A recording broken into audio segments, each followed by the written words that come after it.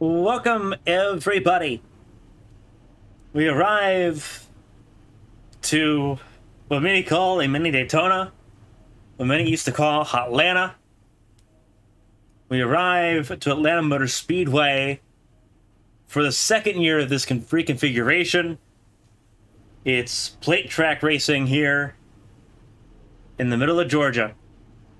Drivers meeting currently underway here at Atlanta as we get ready for qualifying, and then will be 3 races tonight. I'm Carmen Hardy alongside me Kevin Young to bring you tonight's action. Again, it's Atlanta. Obviously, this repave, a very polarizing thing, as many changes have been to the stock car calendar. But we've been able to kind of see the last hour of practice so far. What are we looking at tonight? Well, it's going to be quite interesting to see here. We're going to see a bit of tandem, and just like in real life, we're going to see the high line kind of be the priority, and some of the brave and the bold will try to make that inside line work to try to make up ground and make up time. So it's going to be quite interesting to look at, but like all pack racing, really anyone in the field has a chance to kind of roll the dice and maybe get their number pulled here tonight. And at the same point, there'll probably be at least a little bit of carnage. It was hectic when we came here last year for the fall race. Jonathan Honeybrink got his first ever win in the series at Atlanta, coming off the final corner. Just a wild race. He's going to see if he can do that again tonight. I don't believe he set a lap time. He has not set a lap time in practice. We'll kind of walk through, like, here's an idea as to what we're looking at here. This is what practice times look like. Again, everyone is in driver's meeting at the moment. They go through driver's meeting before they get into qualifying. But here is largely what you'll be looking at tonight. Again, we're on race 5 of 36. So, but this is it. A little over a mile and a half. 1.549 is the actual mileage around a lap here at Atlanta. And as you can tell, cloud cover, but very hot. Very unlike what it was actually today here in Atlanta. But hot temperatures will mean that tires will wear a decent amount. These cars will slide around a decent amount more. Mm-hmm.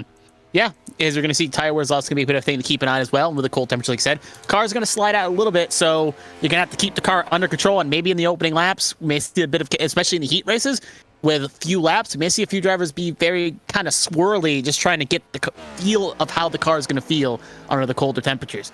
And one other thing worth noting is that, just like in real life, the drivers in question, if they have to make a green flag pit stop, will have to pit off corner 3 and ride around the apron to get to the pit stop window. But if it's under caution, they can take it off of 4. So we're going to have to keep an eye out for that. And if a driver does not elect it, because I'm not 100% iRacing has that enforced, but it is going to be, so it is going to be up to race control to watch pit lane and make those calls. So if a driver does make that mistake, you may see him get pulled back for a black flag. Yeah, for safety reasons, pit lane has been moved to the entry of turn 3. That's where they've moved back. You have to be, it's sort of almost like a warm-up lane. Like Homestead Miami is a good example of having to pull into the warm-up lane and use the apron and stay off the racing surface, because it is a pack race. 100% a pack racing environment here that you can go 2 and 3 wide. And at Daytona, you can pull that off and it's fine because you have an extra mile of space. You get out of the corners. Yeah. And then you have the space to get off the track. Coming from, like, here in Atlanta, if you're coming to pit lane this lap, you're braking in the middle of 3 and 4. You're braking in the middle of the lap. And it will throw a lot of people for a loop. Obviously, we saw it in the Coca-Cola Cup series, the Coca-Cola eNASCAR series for iRacing on Tuesday, what that looked like. And it is as messy as it sounds, trying to brake and still be on the racing surface above the white line. So they've forced everyone to start using the apron in 3 and 4 to come into pit lane, and using obviously the apron coming out of turn 2 as the way to rejoin the track. Yep, it's something that will probably next, because obviously ARCS and obviously the real life calendar goes to Atlanta 2 times, so we will probably see that implemented by iRacing officially for the next Atlanta race. For this one, it's going to be self-police, so drivers are going to have to be cautious and wary because you don't want to foul eye of the race control in this regard. So, but that's going to be the end of practice here. We are going to have qualifying here. 22 drivers in the field trying to go set lap times here. And unlike other tracks, well, it's kind of a catch-22. You want to qualify up front, obviously, because you want, if you're first 2, You're going to obviously lock yourself in the front row for the main race. But unlike other tracks like Daytona, Talladega, and other plate races where qualifying may not be as much important, especially for a heat race, because 6 laps, you could work your way to the front or avoid the chaos and still get a relatively okay starting spot. Here, though, as we've seen throughout the weekend and all the drivers running Atlanta in the fixed and the hosted races and whatnot, track position does matter, especially late in the ball game, because with it being so short and so condensed, very hard to make progress quickly if you're far back. So this is probably going to be one of the only super speedway or plate races or whatever you want to coin the term that you're going to see a lot of drivers electing to qualify and try to get as close to the front as possible. Several drivers on track at the moment. Watching Kevin Feemster as he starts his run. But a lot of drivers will be on track. We'll kind of pivot through the field as we go through this 10-minute qualifying session.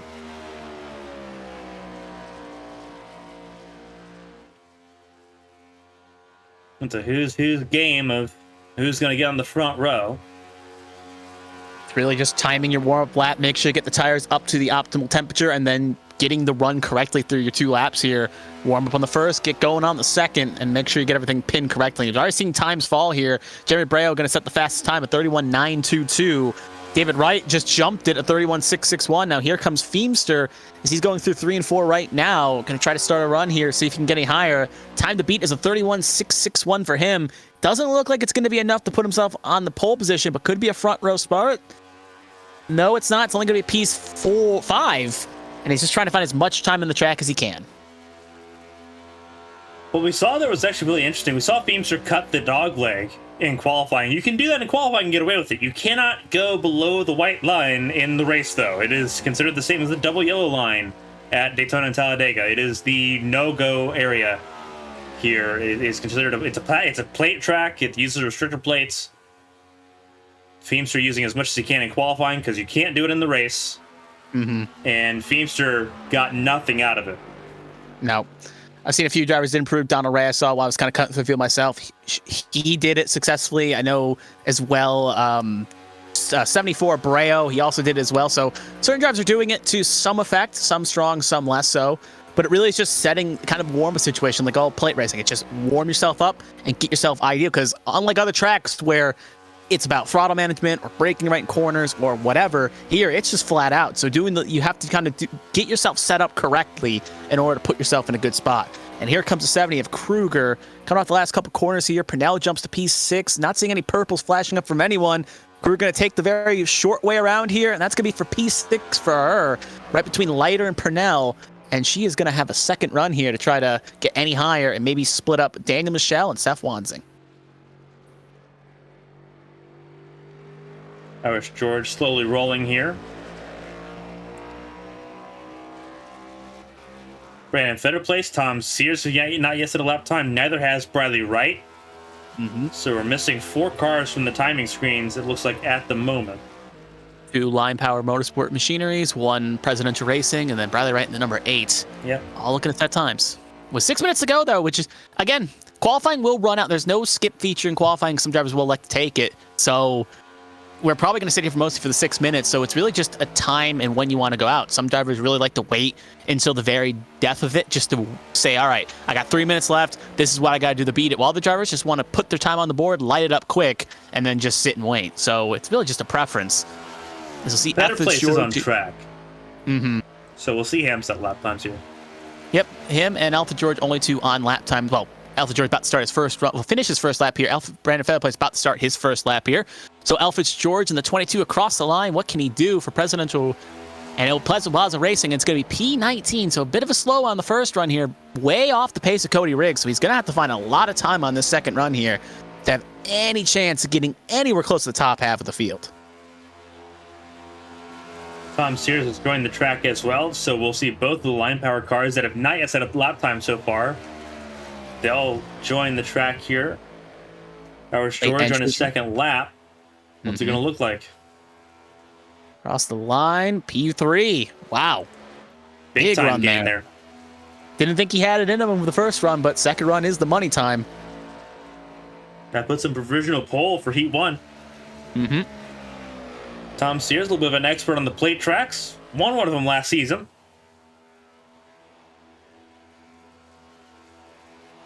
Starting his first lap right now. His teammate Featherplace is going to come across green for a sector, so it's going to probably be an improvement for P12, but how far can the 34 put it? Per se, crossed the line, did not improve the second sector, actually did enough to get P9. So P9 for him, and now here comes Tom Sears on his first run.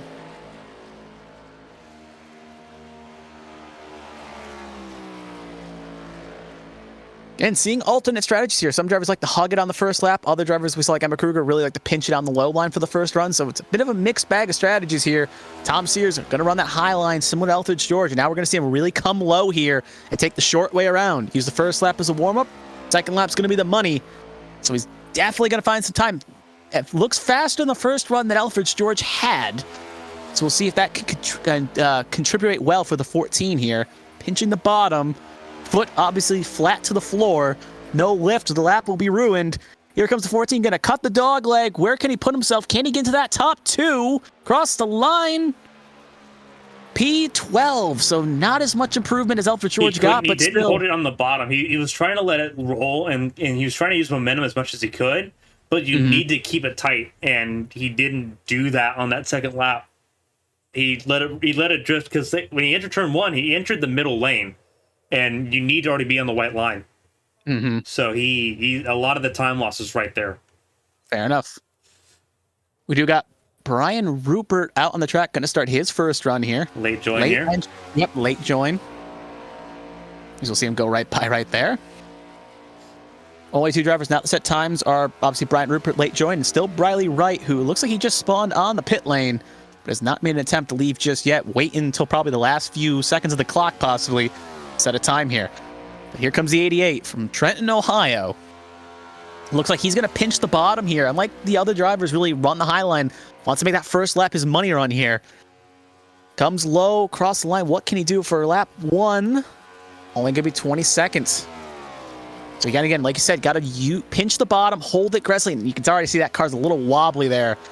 Don't like what this time's going to be here, but we got 3 and 4 to try to improve.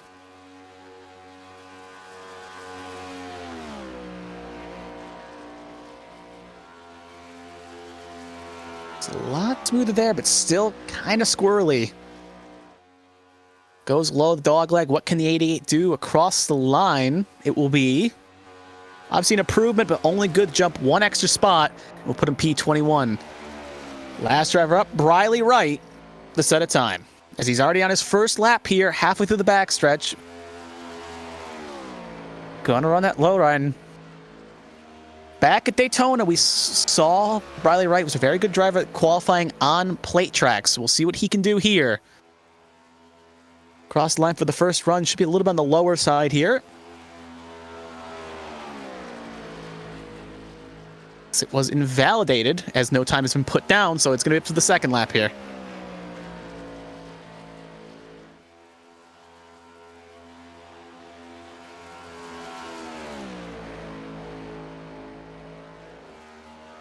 Looking to beat a 31.41 to get on the front row, a 31.39 to get pole position. Gonna cut the dog leg. What can the 8 do across the line? Can he get himself on the front row? He will not, but he will put himself P5, which will be front row of heat 1. So at least he'll be in the front row for a heat, but will not be front row for the race. And that will be the last car to qualify unless a late entry joins, but they won't have enough time anyway.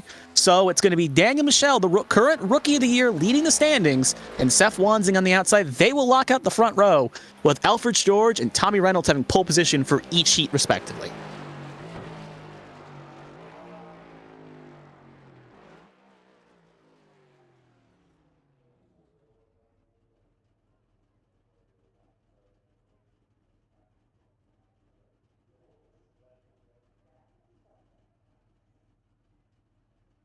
It should be worth noting as well, the whole time during qualifying right now, Daniel Michel is actually our current pole sitter and going to be pole sitter, obviously, for the race, is still doing warm-up laps here. He's doing it for the past 8 minutes. So really just trying to figure out cold tires and this cold surface, really trying to get the car feeling under him, it seems.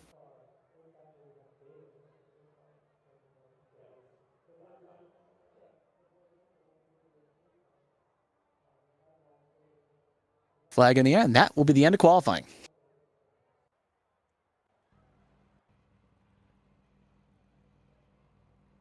Alrighty. So here's the grid for the first heat race of the night. Elvis George will be on pole for heat race number 1. Bradley Wright in second. Then Matthew Leiter, Austin Purnell, Donald Ray, Tom Sears, James Kerr, Josh Gaiman, Toby Estes, Kevin Feemster. That's your top 10. Then obviously Cody Riggs in 11th place here. A smaller field, but it shouldn't be surprising given how this is ARCS' home track. ARCS and HTL share a home track, both the series we have tonight and what we'll have tomorrow night. The likes of Ryan Pinnell, who's typically here leading presidential racing, what is not here for the race tonight, was at the Atlanta race in real life that ended about an hour ago.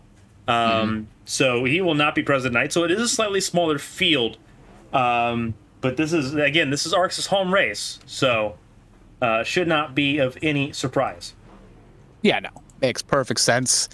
A lot of drivers want to obviously go out and see the race weekend and obviously have some fun. So at the very least, hopefully any driver that went to attend the race or watch the race had a good old time there. But we will move on to Heat 1 here. Only 6 laps, so not much time to really get yourself to the front here. And you got to try to avoid the chaos. So it's going to be quite an interesting sight to see here and see how it all plays out. Probably the one maybe non-saving grace of qualifying front row of the heat here is that you will start on the inside, and provisionally, obviously when the race starts there'll be a choose cone in effect and all the other things make it easier to choose, but inside line has not been the ideal starting point. So it's going to be up to Alfred Short to try to clear and try to get high as quick as he can before the inside line loses some momentum.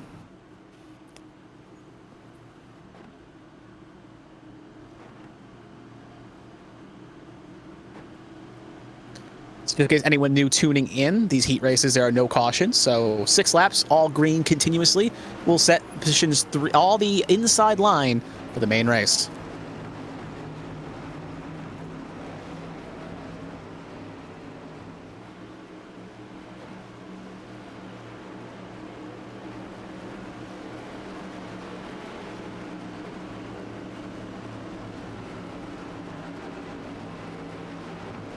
We're going to see the pace car take a hard right turn here. It's going to be on green. Green flag in the air, and away we go. Alfred Schwartz gets a good jump. You can see the 8 already getting an aggressive push behind by Austin Pinnell to try to keep that outside the momentum. The 83 of Matthew Leiter not as close. We're okay going into 1 here. You see the 32 really pushing the back of the 8 to try to just get that outside line some momentum here. But Alfred George is going to lead off a 2 here. And the question is, will he stay low or try to go high? Looks like at the very least he'll stay low. And now that outside line's getting some momentum. Bradley Wright going to charge up here. And you can see that inside line only got 3 cars. The 75 really not bringing the heat on the inside. And as we come to 5 to go, Alfred George should lead the lap. Actually, he will not. It's going to be Bradley Wright. You can see the 32, which almost makes a 3rd line there, and will hold the outside line. So Bradley Wright going to move to the front, and that middle lane as Matthew Leiter gets split to the sucker hole. He's going to go to the back, and Alfred George is going to be on the low. And I think a car of the 61 almost hits the wall. They're getting squirrely, and there goes Austin Pinnell to the bottom. Going to try to make a move on the 8 and clear before that 8 can get some help. You can see the 21 as well jump into the inside.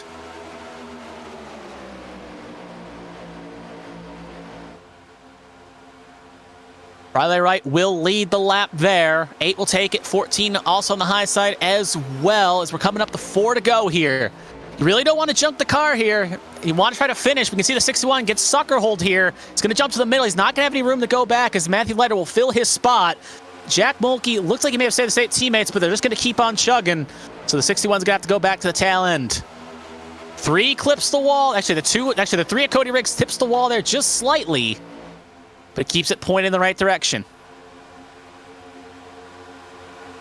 Down to right, took it behind the wall here, so he will not put down a time. So he'll be starting last in this last row. So you have 10 cars left the track, but there it goes. Matthew Leiter wants to go to the front.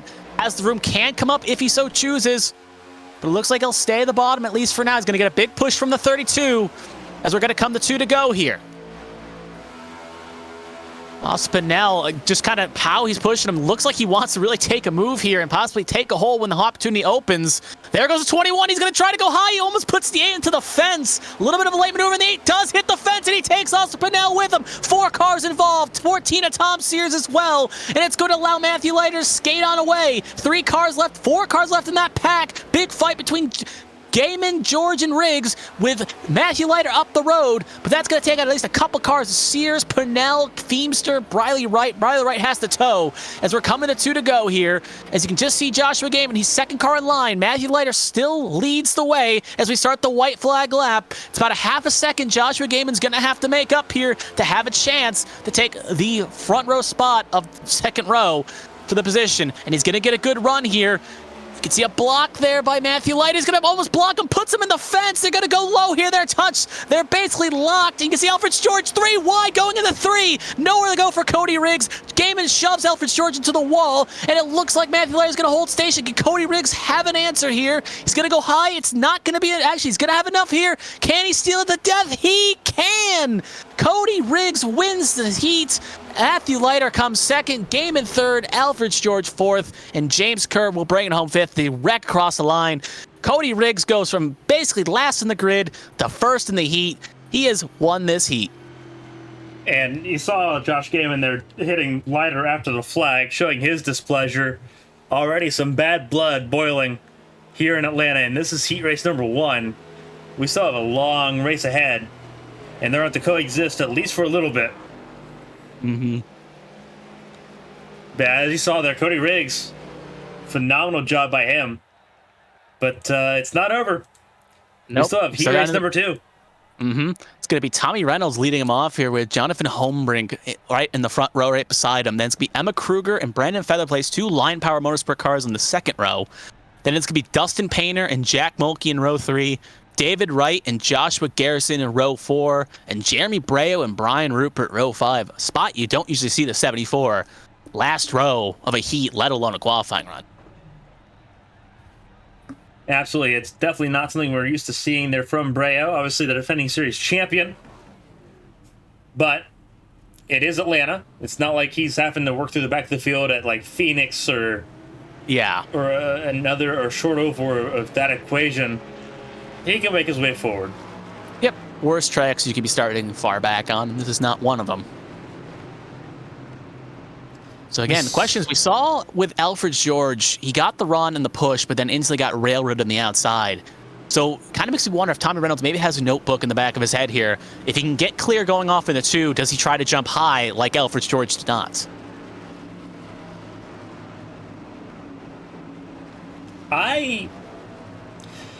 It's hard to tell.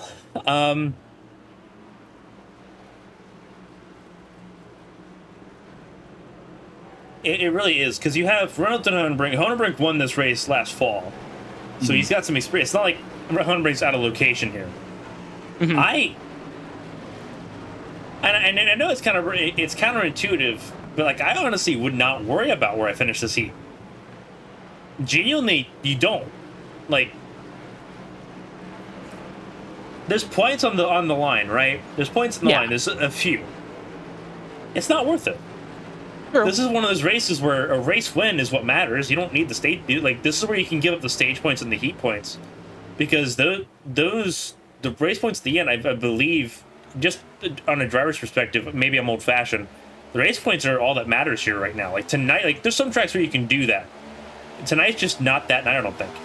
I think it's mixed bag, because there's some drivers that may be a bit slower or farther back. This is a good chance to get some points and right the ship. I think if you already got a win, like Tommy Reynolds, for instance, you don't need to worry. But for like Emma Kruger, she needs to kind of get some good points here to try to point the car in the right direction in the point standings. So I think it's a mixed bag. For some, it's not worth it, but I think for others, this is a good chance to really bank up some points just in case you need them. But look at that inside line, got all the momentum, and a lot of people defected from the high side. Bit of a reversal of fortune from Heat 1, and Reynolds will lead this lap as we got 5 to go here. And you can see Jack Mulkey thinks about making it high. He's not going to have the ability to jump back in, so he's going to use that high line along with the 74. Teammates going to try to push to the high side here, as it's going to be Reynolds and Kruger still locking it up on the bottom. And we saw it earlier today, just how difficult it is to rebuild momentum once you've lost it. And that's what that outside lane's going to see there a little bit. It's going to take a few laps for it to come together. Obviously, a 7-lap heat race makes all that time very valuable. But what these drivers are realizing right now is that if you lose momentum, you are in it for the long haul, trying to rebuild it. Yep. Look at that. Tommy Reynolds going to go high here. Gonna cover off that run to 27. The momentum from the high line picked back up here. They're gonna have one extra car, 2 extra cars in that line, so they're gonna have a little bit extra momentum, but you can usually get away with 3 to 4 with these new next-gen packages and still be relatively okayly competitive. Very tight. Painter did not get lined up the way he wanted to with Kruger.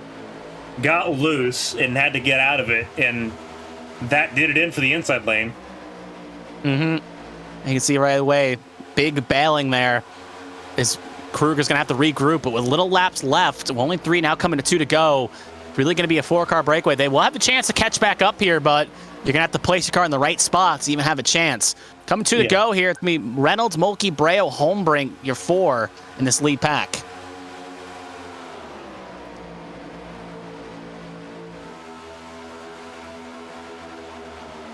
Mulkey and Reynolds very familiar with each other from Daytona. Same with Breo, who won Daytona. So these 3 pretty familiar with working each other on plate tracks. They'll try to do the same thing again. Holmbrink, don't ignore Holmbrink and Painter. Nope, Painter's got shoved out of the way by Kruger. Had to go high. We start the white flag lap here. It's almost 2 abreast in the back here, but top 3 looks like there's not that much commotion. Shades back to Daytona, where Reynolds was leading, coming white flag at the paint race, and got split by Mulkey, Breo, and the rest of the teammates. A question. It's going to happen here. It's going to happen here. Kruger hard in the inside wall. Big lick flipping on her backside here. And she is now still turtled. She gets it flipped around. But here we come to the white flag. It's the finish here. It's going to be Breo. Painter, can he have a move here? Can he do what Cody Riggs did? He cannot. And it's going to be Breo. Defending champion brings home first. Painter, Holmbrink, Wright, Rupert, Garrison, your top 6. And Tommy Reynolds not going to be too thrilled with the 27 of Mulkey. That was a vicious accident. Yeah. Shades of Gordon back in 2015. I'm thinking 2008 Vegas. Because he almost got. The only reason I said that one in Atlanta too is because he went down that inside line a little lower and then got some big air too. And luckily, these are virtual cars. Still a chance if they got a direct drive wheel that could snap back, but looks like at the very least she's okay from what I'm hearing. But we'll see if obviously things change. But regardless, that's the end of Heat 2. We're gonna get 5 minutes warm up, and then it's gonna be the main race, 130 laps. Yeah, very vicious crash there. Honestly, we're going to take a look at the starting grid here as it pops up here in a few minutes. But it's pole sitter Daniel Michel in the number 25. He's coming out with David Wright in the 42 for Prophecy Motorsport. Tonight of all nights, friends will be where you find them. And they will be all over the place tonight.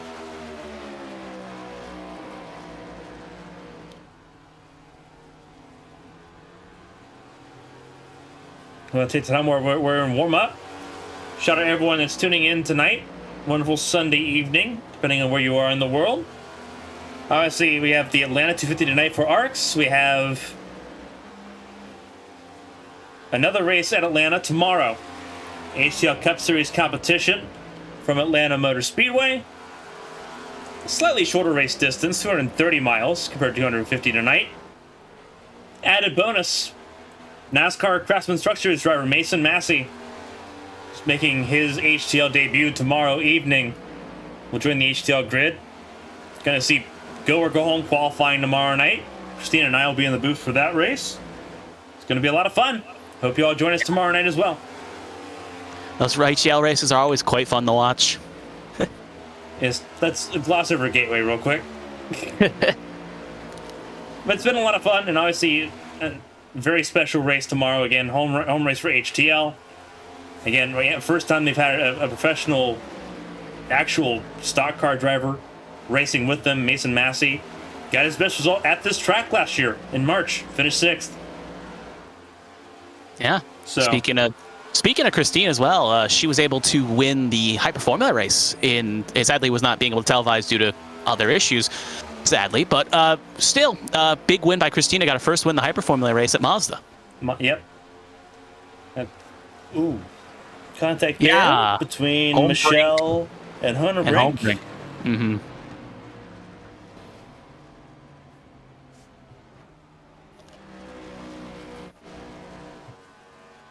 Leaves David Wright all by himself.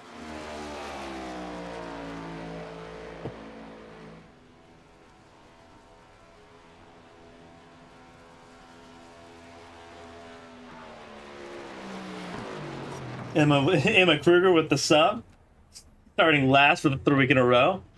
Yeah, it's turned out well for you the last couple weeks, though. Mm-hmm. It's not where you qualify; it's where you finish. Yep, that's where the points are on offer.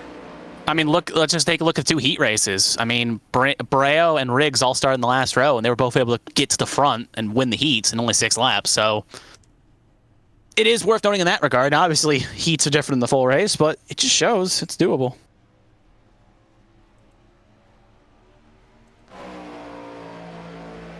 Only 2 cars on track at the moment. That's Josh Gaiman and Austin Purnell.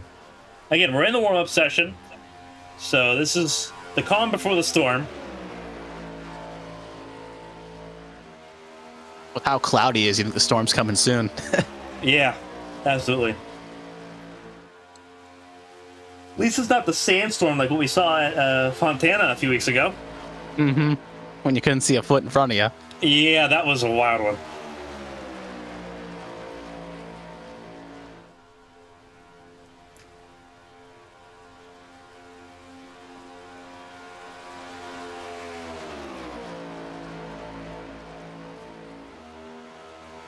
Obviously, eyes will be on Josh Gaiman, already a little bit tense in a 61 Ford Mustang after battling with Matthew Leiter.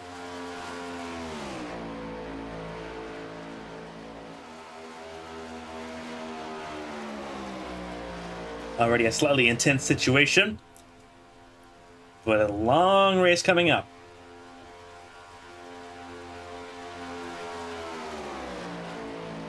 Less than 2 minutes left in the... Actually, you know, our timer is off sync.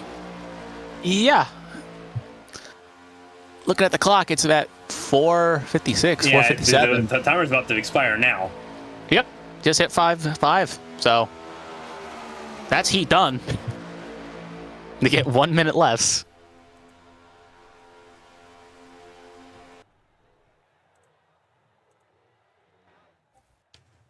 Alrighty, so I wait for our overlay to work the way it should. Gonna see if we can get everything to pop right back up.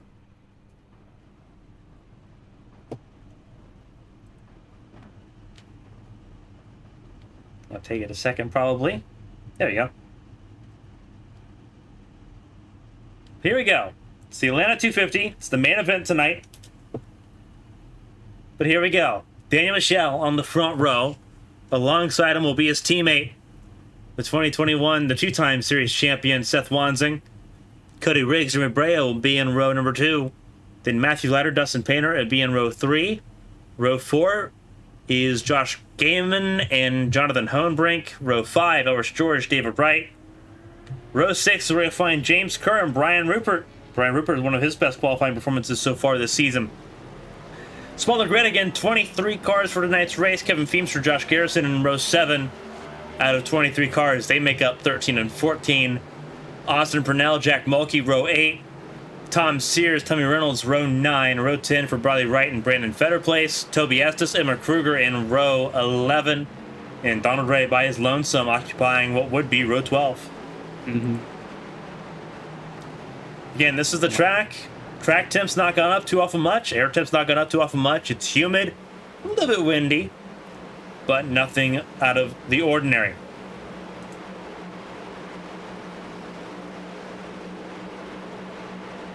"23 cars trying to figure out who's going to put themselves into the A Square Cup Series playoffs. We are about to find out. Again, for everyone that's tuning in, we appreciate you spending your time with us here on ABN. I'm Carmen Hardy. Next to me, Kevin Young. It's Michel, Wansing, Riggs, Breo, Leiter, Painter, top 6. Pace car pulls off into pit lane. The ARCS Atlanta 250 is underway.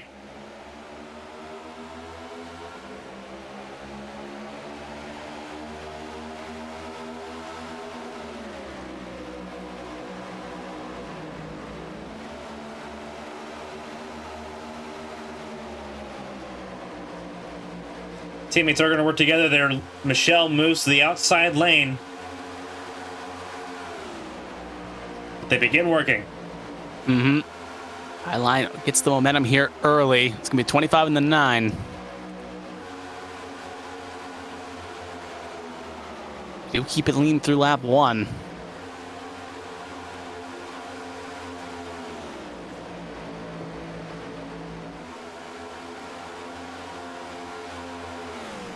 Third car line, Cody Riggs, kind of not 100%. We do see a car pull off way in the back there, going to go to the back. Wants to maybe avoid some chaos here. Gets to the end of the first stage here. But you can see Cody Riggs thought about going low, going to stay high, going to stay in the line, going to get some help here from Borreo and Matt Heath-Light in the back. Now here's the thing we kind of keep a note on is the outside line. The way the inside line kind of keeps its momentum and is able to charge back up is because, in a regard, that outside line, even though it's such a small track, they do kind of check themselves up a little bit, and in turn does allow the inside line the momentum to kind of just claw their way back up and back in.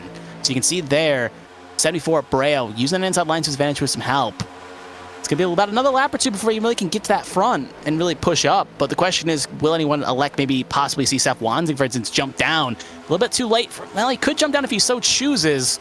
But right now, he looks loyal to the 25 at the very least in the short term. Yeah, so teammates 1-2 right now with Michelle and Wansing, teammates for Sunday Monday Racing. So I doubt that Wansing's going to abandon his teammate that early. Obviously, you look later in this race, Michelle's already got a race won at Fontana. Wansing wants to race win himself, but right now it's all about putting yourself in position. And they're doing a really good job right now of staying clear. Cody Riggs obviously helping with that situation, as is the 83 and Matthew Leiter.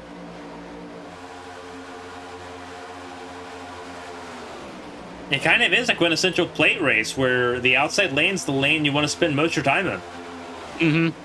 It's really more exaggerated here because as obviously the package has gone on, the outside line is really more the stronger place. But at least in Daytona and Talladega, that inside line can work. Drivers can run that low side. Obviously not preferred, especially if you're running single file. But here at Atlanta, it seems more extreme. But also in turn, it's a bit harder way to break away, it seems, at Atlanta than in comparison to those two bigger tracks. It is a mile shorter track, too. So things just happen quicker. Mm-hmm. Like, the amount of time that passes is just quicker. The amount of laps that you run trying to rebuild steam, you have less time to operate. Mm-hmm. Leiter moves to the inside and in front of Borreo. Saw an opportunity, jumps to go for it. He'll try to push his way to the front here. That inside lane's just not going anywhere. Yeah, it looked almost like a bad pump there by the 83. Gets it straight, but had to go a little bit to the dog leg there to keep it straight. But yeah, inside line, even though they got more cars, it seems way back. They're just not organized enough to really make it happen. And it just takes sometimes one bad car leading the pack or one car that doesn't really know how to push, and it can really kill the momentum of a line. As they are getting fanned out a little bit farther back, but right now it's been the current rookie of the year, Danny Michelle, leading the way. Wansing going to give him a good old shove there, and Cody Riggs just keep it locked down in third. Very docile and timid current start to the race. Obviously, we're hoping it kind of stays that way for a little bit. Stage 1 ends on lap 35. But right now, that outside lane is where you want to be. First 7 or 8 cars have broken free. Mulkey moved to the bottom there, but I think that's a death knell for his ability to move forward. He thinks he can lead that line, but he's already been passed for Brian Rupert. And that outside lane, at least the bulk of it, is now clear. You can see a good chunk of the cars that were in that line, for instance, Jeremy Brau, he's jumped back to the top. So it's a situation where it's like a swan. That's a siren song, or it's basically a succubus call. You look at it and it looks enticing, and it looks like you want to do it, and you pull down, and then no one goes with you, and you end up crashing on the rocks. Luckily, it's lap 9, and obviously as time goes on and drivers get more desperate, they will make that inside line move. Heck, we may even see a third line on the super high side, but for now, that inside line is kind of a death sentence possibly, as Mulkey is making a net loss, and obviously top 10 get stage points, and for some, like you said, we said during Heat 2, for some they don't need the stage points, they're just here for the fun of it, while others, those stage points may be what gets them in the end. What Mulkey's got going on right now, it works to an extent, because it's him and Leiter on their own down there at the bottom, and you can take advantage of a few cars in the checkups just because drivers are not wanting to move super early. The issue is that you look at the top 3 right now. they are in the primest position possible as Honebrink kind of covers off Mulkey going through turns 1 and 2. Once you get to Riggs, once you get to Wanzing, they aren't checking up. So the ceiling is 3rd or 4th is where you end up getting. And then you start having the issue of, okay, now we're getting side drafted, now we're getting pulled backwards again. It's sort of like what we saw with Breo and Gaiman the first time around. As caution has come out. Yep, that's going to be the 21, the 32. Feemster and Pennell. Oh, yeah, Austin Purnell sideways there. Just over the start-finish straight. Not teammates play this by any chance. Purnell for Black Acid Racing and Feemster for Presidential Racing. This is in the back part of the field. Oh. Just a really bad situation there. And Fetter Place exacerbated that issue there by staying in the back of Purnell after seeing him get loose. Because Purnell's right behind his team boss. Gets a shot from Feemster. Yeah, just not very sighted in there. Fetter Place was. And just turned the 32 around and clipped the 21 when he did. Yeah. Luckily, these cars do have one faster pair if they do need it, but obviously don't want to burn it this quickly. So take now an onboard shot. Well, I was going to say an inboard shot and then camera shot. Now we'll take an onboard shot. One of the two. We'll get one of the cameras here. And we'll see here 32 just, Fetter Place, a little bit of bad bump from behind and sends him right into the 21, 2 cars around. Alfred George sneaks through along with Emma Kruger. Could have been a few more cars, but luckily, at least for some, that's only going to be the 32 and the 21. Even then, the 32 got ready relatively okay.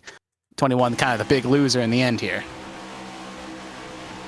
Yeah, he just lays into the 32 a little bit too much. You can hear he tries to get out of it, but the damage is done at that point. He just, once he's into the 32, he can't get off of him.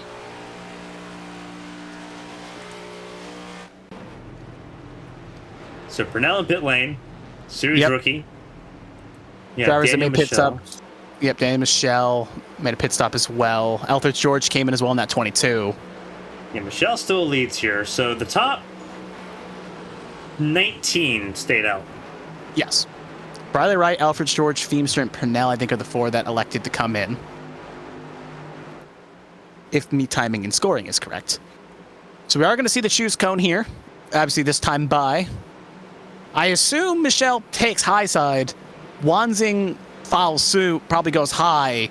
And then I would argue Cody Riggs maybe jumps low to try to maybe break up the teammate battle for 1-2.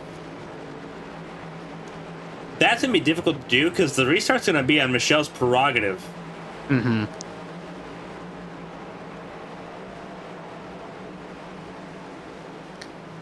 Option B could be we see them lock up the front row and Michelle Wanzing backs up, lets Michelle in, but that has its own ill effects. So we'll see here what they're thinking. Both drivers look like they're going to go high. So does Cody Riggs. Cody Riggs stays high too, so they're working together here. Mulkey's going to be the first one elects to go low. Mulkey's going to net gain a lot here, but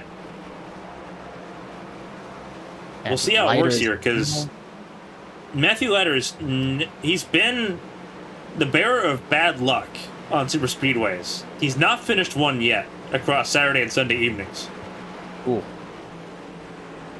That's a stat you may not want to run the back of Jack Mulkey's headset. He's looking just to finish one of these things. Yeah, Leiter's had a very rough time in the Saturday Night Showdown series. Obviously, it was off this week, but he has had a very rough time in that series. And he's just been, it's been rough. It's been rough for the 83 car. And obviously he's looking for a good momentum shift here, but you're going up against teammates here, and that's always going to be difficult. Yeah.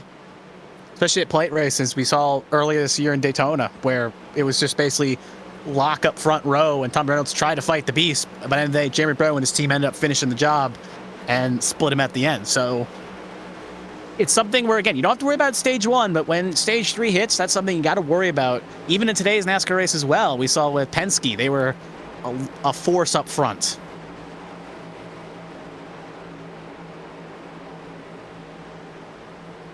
So So anyway, it's going to be Michelle, Mulkey first row, Leiter, Riggs second row. Sorry, Wanzing, Leiter second row, Riggs, Painter third row. It's going to be on Michelle's control. They're in the zone, flag out in the end. Look at Mulkey, just does not get going per se. Wanzing reads it perfectly. That's the advantage of being in the same chat, and they'll be well clear of the 27. Cody Riggs cannot get as well. There's a chance the Leiter could pull up if he wants. Big gap there for him and Mulkey. Could still make a net gain if they back it up just a bit before the pack kind of gets caught up here.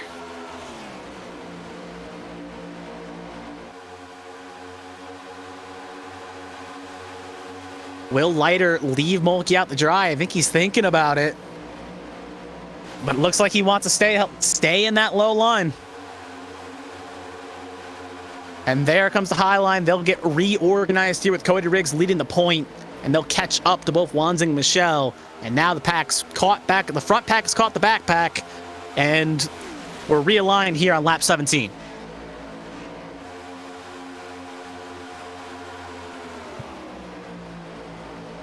So it's going to be Michelle, Wanzing, Riggs pushing up front. Mulkey looks like he's getting it relatively okay here. Getting some help on that inside, but again, no help from the next car behind the 42, David Wright. Not close enough really to Leiter to help. You can see 3, 4, and similar to what we saw before the first caution came out, that inside line's losing momentum quickly, and you're going to see probably cars elect to jump out before they elect the team back up. Ooh, big check up there. Painter checks up almost in the Riggs there. Saw a little bit of a bump there, but they keep it clean. Yeah, the only big positive right now in the early going is that being on the inside lane, at Atlanta and most tracks in general, stuff goes up the track before it comes down. Mm-hmm. So that's the only really big advantage, that you've got that room to move, whereas in the outside lane, you're probably going to be in it. But the momentum that we're seeing so far is purely on that outside lane. And especially if you have teammates working, like what Michelle and Wanzing are right now, then there is absolutely zero chance right now of fighting them, because you don't have teammates working together on that inside lane. That's not how that's going to work. And you need that communication. You need that chemistry. Yeah, 100%. You need to know who you're pushing. What? Oh, 29. The 29 of Toby Estes almost tried to make 3 wide there. The hole closed quick. And he luckily doesn't end up taking either Homebrink or David Wright with him, but keeps it clean, keep it green. But that almost was a bad sign there. Yeah, that man racing group, there's a bunch of aggressive drivers that want to move to the front early. Obviously, Bradley Wright sitting in 21st, so it's not gone the best for him. But Toby Estes is very much somebody who likes getting to the front as quick as possible. And Bandit Racing's not had that synergy that we've seen before. We saw last year they had a lot of synergy, and it seems to be lacking a little bit. Obviously, Cody Riggs up there in 3rd. But the team's not working together very much. Obviously, you have S in the 29 and Reynolds in the 7. They're together. But Bradley Wright's not in this group. Cody Riggs is up in front of him by several cars. Mm-hmm. So, obviously, the biggest challenge, and obviously when you talk about stage 1 on 35, the biggest challenge is getting lined up and getting the team together to make those coordinated attempts. What they're trying to do is trying to get themselves in position. Because if they can out-muscle Sunday Money Racing, who currently sit 1-2 in this race, if they can somehow get to the point where they can out-muscle them, then we've got an interesting showcase, sort of like what we saw. You mentioned Team Penske today. Obviously, Team Penske ended up winning the race in Atlanta today. But they're going to try to do the exact same thing that they did late in that race. They're going to try to get everyone lined up on that team and then make a move for it, and then just poke enough to make it work. Yeah. Unity in numbers, unity up front, just trying to get as many teams as you can to the front to try to make something happen. And it's 100% probably what's going to happen here in the mind of the team boss, because obviously, like I said, you want to get yourself up front and really push forward. But regardless, we still chug on. Obviously, 35 is going to be the stage break here. It's 2 abreast, 2 abreast, 2 abreast. The only thing, again, we'll have to keep an eye on as well is, as unlike Daytona Talladega, where you can get away with tire wear and not really having as much tires per se, Atlanta being a short track with high banking, but still a bit shorter, a bit narrower. Tire wear comes a little bit more in spades here than it will at the other plate track. So as the run goes on, the tires get a little bit less wear. It's good, we got to keep an eye on that as well, especially in this colder temperature track. But it looks like the inside line finally getting some momentum here. It seems like they kind of held station, but with a bit of a check out there by the 42. Per se, big smack in the wall there by Homebrink. Bounces off it in the 20. Basically smacked that thing, and it'll keep it pointed. And now it looks like the 27 of Mulkey going to get split here. He's going to get sucker holds. He's going to get some help from the 42 Lighter, who jumped out. It looks like they're going to try to box out the 83. There goes Toby Estes. He'll jump to the bottom here. Sees an opportunity. Will take the inside line. But he's going to have basically no help as now Mulkey. And there goes Tommy Reynolds as well. So 2 cars going to drop down to 7 and 29. They're going to go to the bottom here.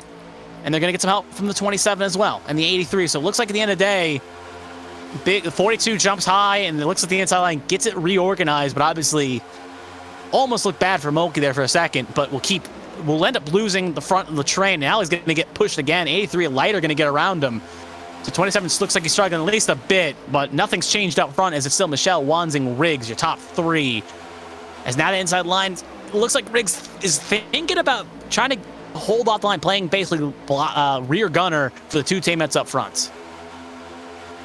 This is interesting because Riggs is teammates with Estes and Reynolds. Yeah. What they've not got is Lighter gets turned. Lighter. No caution. 1 car, no call. Yeah, Lighter spun on his own. It was waiting to happen. Yeah, you are correct. So that could be a way to split the teammates up here, but Louder already by Riggs, so I think it could be Riggs leading the train, at least for the short term.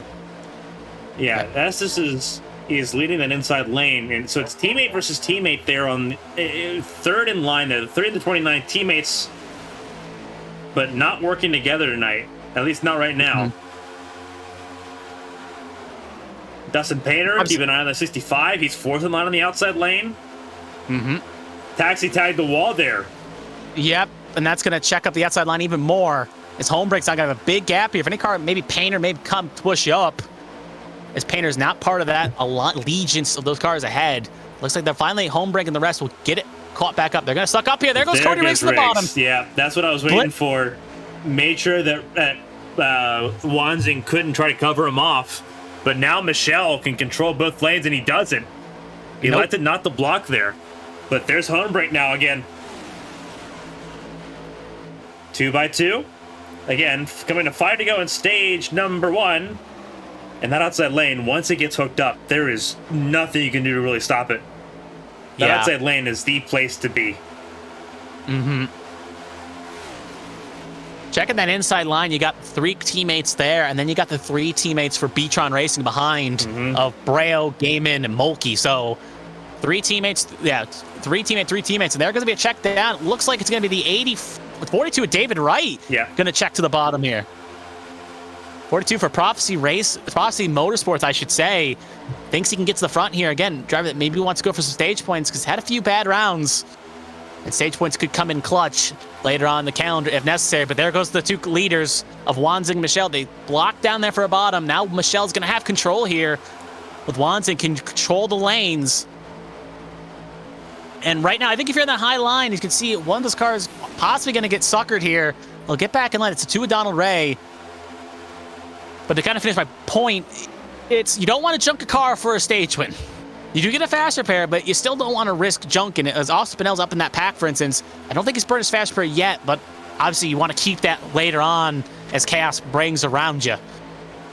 And the other thing is if you're in that high line like Homebrink, I don't think you risk it going low here. As another car tags the wall there, that's the 42 of David Wright. Kind of clips it lightly. And it's going to leave him under pressure from Donald Ray and the 29 of Toby Estes under pressure. With 2 to go here, it's still Michelle Wanzing basically up front. We got Homebrink and Riggs 3, 4, and David Wright 5th. Oh, Homebrink thought about it, but no assistance from behind.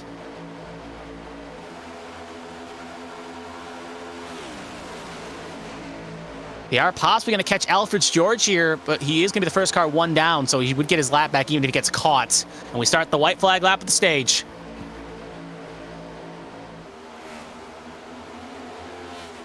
Will anyone try to challenge Michelle and Wanzing? Obviously, Wanzing going to jump his teammate here. Holmbrink gets a run, but no help from behind. He's going to stay in line. You can see a car there. It's David Wright trying to choo-choo on the bottom.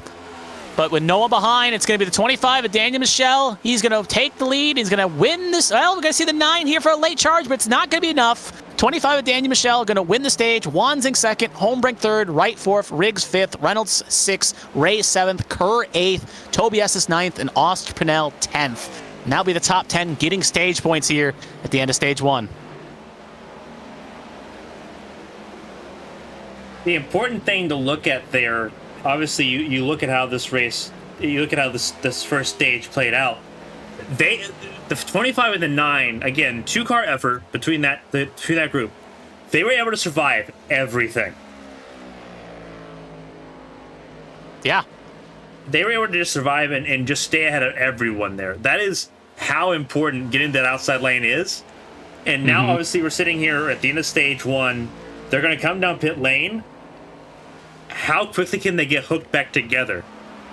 Yeah. Because there's also a chance we may see some alternate strategies. Some drivers may elect to take 2 here, try to break it up. Some may even take fuel if they're far enough back. I would, honestly, it's a gamble, but it's worked for them so far. Fuel only. Yeah. Fuel only. I feel like right now we're on lap 37. We know these tires can go at least 80 laps. And stage 2, if I look at the numbers real quick, excuse the broadcast director barking in my ear. We look at the stage. Stage 2 is on lap 70. So we know the tires can get beyond that point. I would take fuel only. Yep. So we'll see if anyone elects to maybe take a risk ball strategy. Or down to Ray missed the pit box. Have to back it up so he won't have a chance to really net gain. Keeping an eye on the exit. They do take tires. They take left side tires. Do they take 4s? They do take 4. Yep. I'm not seeing anyone taking... Ooh, Cody Riggs, I think, took a chance here. He will get out ahead. A lot of drivers took 2. Yep. A lot of drivers took 2. Cody Riggs took 2. Reynolds took 2. Toby took 2. Tobias took 2. Yeah. So Bandit Racing all took 2 tires. Mm-hmm.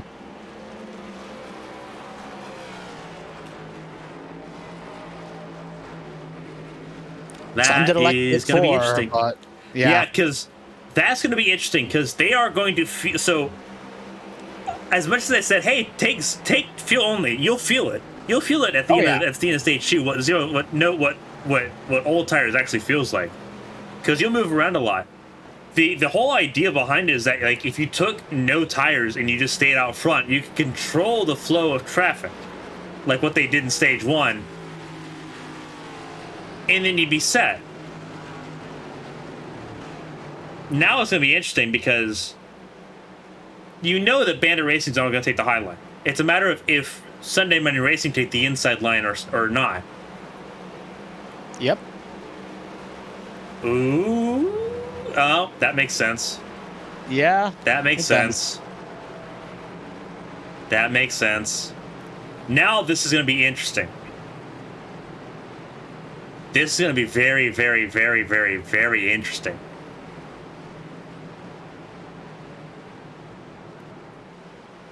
You can say that again. Because you got Tommy Reynolds, Toby Estes, and even though Ospinell's on a teammate, got so here's the issue with this, right? Here's the issue. Cody should have been on the inside lane. Because Cody Riggs in the 3-car, he controls the restart. Had he have moved to the inside lane, whoever was behind him could have gotten that jump and then moved up top in front of the third teammate. Yeah. But now the prerogative is on Sunday Monday Racing and on Daniel Michel to not let that happen.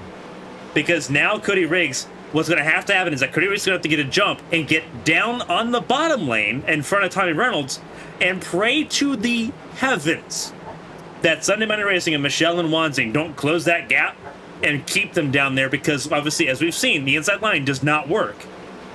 Mm-hmm. Only thing that's saving grace, we saw in the last restart, middle of the pack got jammed up, and it left a big hole that Mulkey and the others on that inside line could have jumped up on.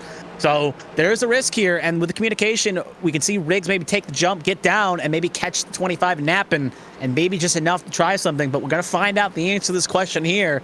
Flag in the air, and it looks like the 3 gets lunged. 25 follows suit. So, but the 9 leaves a bit of a gap, but look at that right away. There's already a bit of a spanner in the works for Bandit Racing, as they're going to have a huge 25 car try to avoid. And now the 7 could come up if he wants to. He will, but now the 29 going to be kind of left out to dry here. So they end up kind of splitting the teammates here, and now one's going to lead the inside, the outside, and there goes the 25, going to jump to the bottom, going to get some help. So at the end of the day, one teammate may have to push an enemy car around another teammate. Yeah, this is not how I thought it was going to kind of spill out here, but Michelle thinking, if I can just get to the lead, I can just control things from there.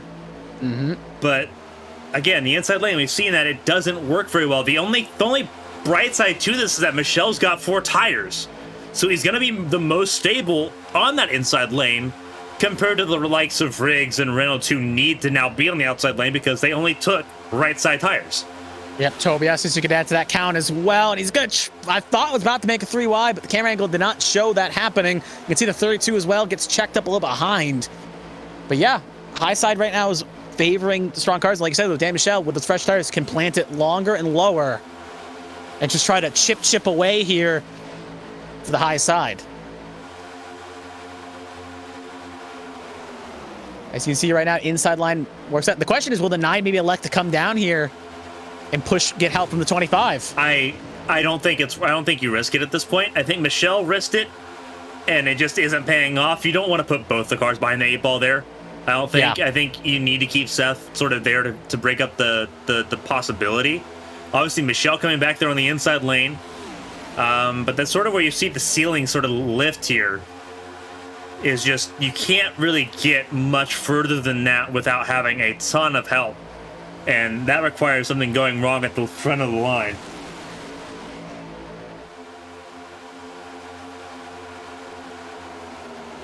All right, so the 9, he's going to make a second lane here, almost a third lane. He's going to check out, and they're going to split the 7.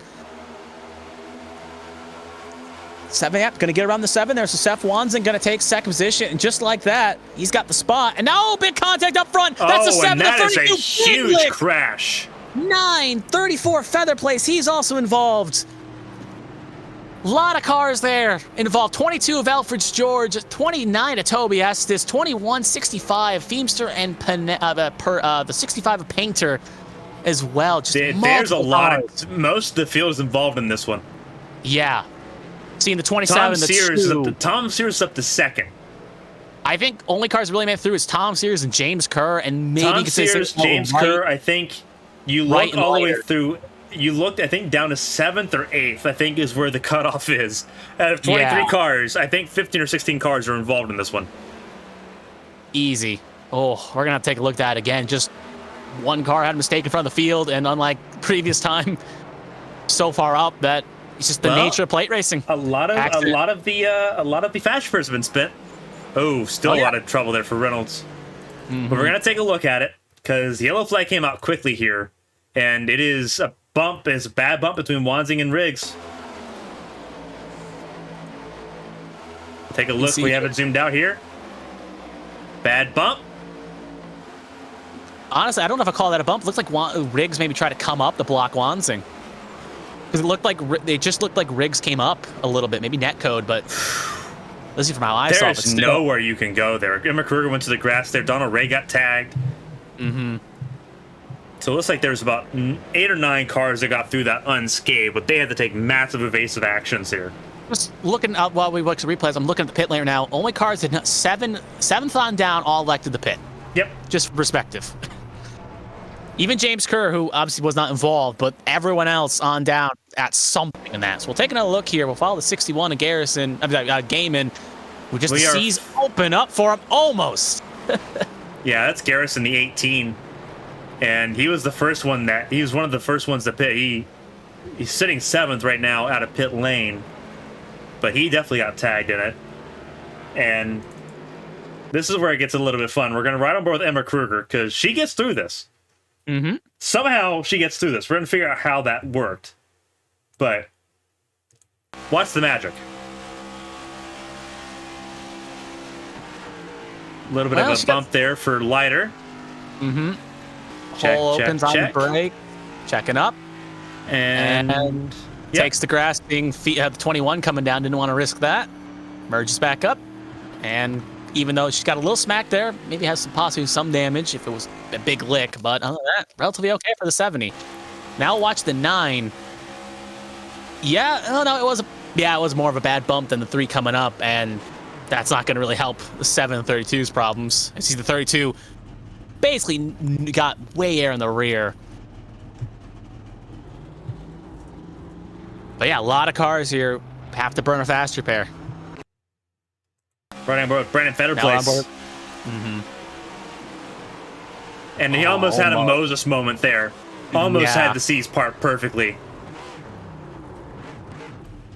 Got relatively okay unscathed. A little tap on the side.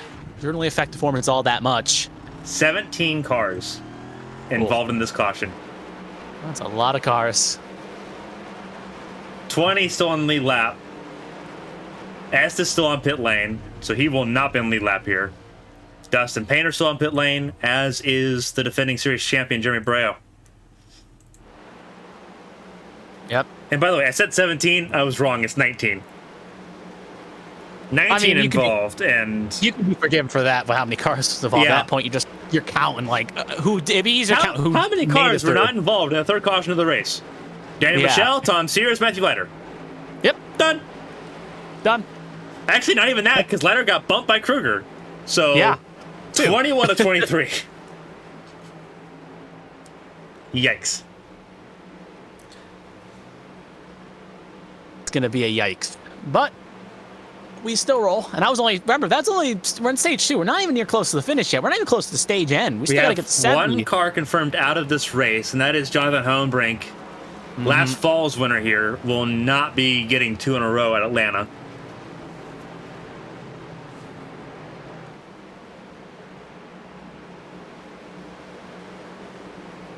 We also got, I think, a couple cars lapped down, if I'm not mistaken. Correct. Yep, we do got Wanzing, Riggs, Breo, and Estes all going to be 1 down.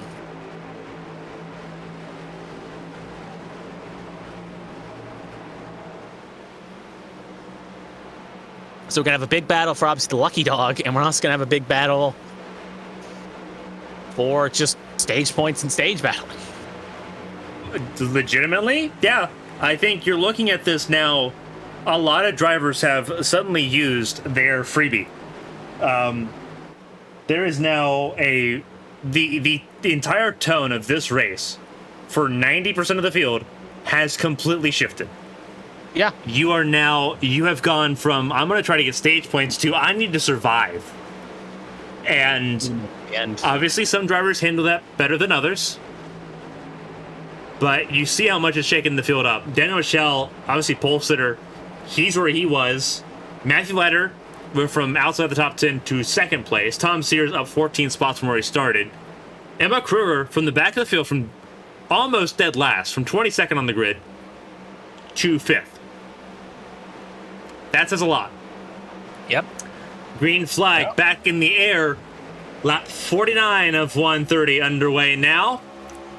And most of the teams and drivers in this field are now on a borrowed time. Yeah. And right there, 25 comes down to block the 83's charge. And there's no momentum on the high side right now. Lighter, Kerr cleared. Even also Pinnell possibly able to clear Tom Sears. They're going to go high now. Purnell going to try to make a clear here. Almost tried to do Sears dirty, but can't get the job done. And now Michelle, is going to have to go low here. Michelle got sucker rolled. He doesn't have his teammates anymore. Into the back, he will fall. The mighty have fallen quickly. Kerr got dispatched, but Kerr, I believe, is not on the lead lap. No, he is on the lead lap. He was actually leading that line. Yep. He was one of the only few that made it through. Michelle's going to slot in front of Fetter Place. You would have never imagined, with how much taking there was right there, that, and obviously you can tell how that Michelle still has a fast repair. Yeah. Because he was able to do what Bradley Wright was not able to do, tag the wall there, and tagged Josh Garrison as a result as well. Michelle, very aggressive, and that's going to be problems. That's Mulkey and 18 of Garrison just got collected by someone else there. We are that was Mulkey. That was Mulkey and Garrison, and that was on Michelle. Michelle being way too aggressive there. He was in the wall, was already losing speed, trying to keep his line, and just try to make just Michelle being way too combative. And as you can see the information on your screen, already a race winner. Yeah. He's already in the playoffs. Like, you don't have to battle for stage points right now. Yep, only reason he had to fight is if we got more than 16 winners. And then the second one obviously would help, but right now, you don't have to be that aggressive because obviously better position you finish, obviously you just got to be ahead of the cut. But yeah, a little bit too aggressive by the 25.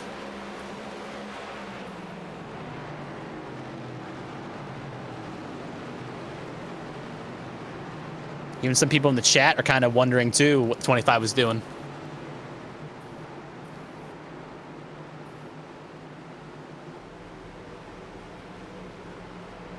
So obviously pit stops open if anyone elects to want to come down here. Obviously we can see the 18, Mulkey's going to come down. Feenstra will come back down for some repairs. Josh Garrison's already in pit lane. Yeah, that was needless. It really was. Nope. Yep. So again, we'll go back and we'll look at it. Again, Daniel Michel sitting at 8th place at the moment. But he tries fitting this into a very tight window for very little reason. And you see the charge here. He's already 3 wide with Bradley Wright. Forces Bradley Wright into this position. Just tries being Superman.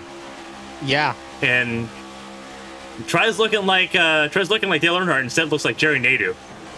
At that point, you just gotta hang by the 70 and it just didn't work. Yeah. I guess the one positive is Seth Wanzen gets the lucky dog. Teammate gets back on the lead lap, but oh, yep. Garrison definitely showing some displeasure there. I pulled the live pictures at the right time. And honestly, I don't blame Garrison. I can't blame Garrison for being frustrated. Because that was very needless. Very, very, very needless. I've seen... Obviously, we've seen poor driving before. That obviously, he's a race winner. We know he can. But it's we're on lap 53 of a 130 lap race. There's no reason to. Nope. So we're gonna see choose here.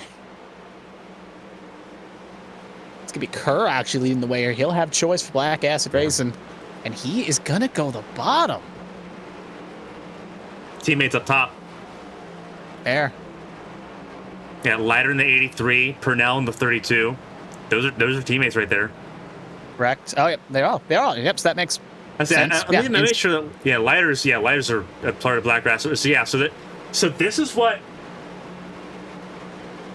maybe we could have saw what happened with Bandit Racing. So what I thought we would see what Bandit Racing should have done when they had control of the restart is what Black Acid is going to do. Yeah. That's important. Kerr's going to try to get the jump, catch Sears napping, and then it's not even so much going to try to get the jump. He will get the jump because he's the race leader. Yep. The thing is that he's got to hope that Sears and Gaiman don't work together very well, which they're probably not going to because Sears has got Kruger in 4th in line on the inside lane. Mm-hmm. So no allegiances there. The only concern that you would have on the outside lane is that you just saw Michelle cause an accident here, and he's 4th in line on the outside lane. How likely is he to try it again? I think after what happened with Garrison, probably someone in his headset's probably telling him, cool it down, you still have a fast repair, you have somebody, a lot of the drivers in the back don't have. If not, there's going to be some penalties. Yeah. Cool it down, you got your race win, don't risk getting a penalty and getting a points deduction that could hurt you later on, or whatever, a suspension. You don't need to risk it this early in the season on lap 5 of race 5 of a season, and we're going to get the jump here right away, and there's a big old leap there, obviously, and the 75 instantly comes up, maybe a little too soon, possibly? Because you're supposed to cross the line, I believe, before you can make that move. Yeah, that was, well, that's someone in the know, correct us, but I believe that may be a lane change violation that they'll look at, and that's going to be a points penalty if it isn't addressed already. Sears moves up to the top lane, Inside Big lane man. full of drivers that do know each other really well. Gaiman, Kruger, and Reynolds, champ car drivers in that inside lane. Obviously, Tom Sears, the national championship runner-up. But Kruger now, best chance that she's had for a win so far this season. And it's kind of just fallen into her lap in that number 70 machine. Just following that 61 around. Just to follow, Kerr was just given a black flag. That is a restart violation. He will have to come in and serve it. Yep. And the thing was, even at the end, that didn't help net gain him anything. And now he's pinned on the outside, so I don't know what he's going to be able to do to serve that. But He's the thing got is, 3 laps to serve it. So that's the positive there. He's got 3 laps to serve the drive-through. and he's gonna have to come. And the thing that makes it worse, he's gonna have to come off the backstretch to do it, and that's gonna be slower and more time loss. So he's instead of losing 1, he's probably gonna lose 2 to 3 possibly, just because of the pit lane changes. And now he's hanging high here. He's gonna let everyone go. He's probably gonna come next time by. Yeah, he's got to come in next lap. He's got no choice here. He's just got to try to figure out how to get. Obviously, Brandon Fairplay's being very courteous, giving him that space to get to the bottom. Yeah, no reason to press it. But the thing is, even then, even with the lane change, it didn't help because he made it so quick that the outside line didn't get the momentum and had to check up a little bit, and then just allowed the inside line of Sears just to go on by. So great idea, just not a great execution there. And obviously you see what's happened now. Yeah, you had to wait till he's off it too. Now you're going to see him come on in.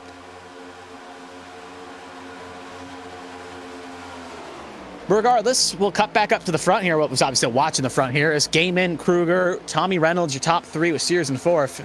2 line power racing machines, 2 and 4, and then you got the 7 driving for Team Blanky right now. But Joshua Gaiman is driving for Beatron Racing as he leads the pack here. Bandit Racing, that's what Tommy Reynolds drives for. There you go, you got it. Yep, took a second, but we got it. We can see Michelle 25 getting to the Michelle bottom. Taking the aggressive line here. Wants to be the attacker. Well, I mean, he's giving space, so we're working on that. Yeah, he's not aggressively attacking, but that's the attacking line. He's elected to not be the Ross Chastain of the field. Well, he just got sucker hold. I think I spoke too soon. Yeah, he just got sucker hold, and now he's going to go to the back end behind Donald Ray here, so ended up not working out there. And now it's going to be, I believe, the 83 of Matthew Leiter now leads that outside line. Yep, it is. Yep, I spoke too soon. And Donald Ray now going to get moved to the middle. Almost ping-pongs in the 83. Almost ping-pong into the 8.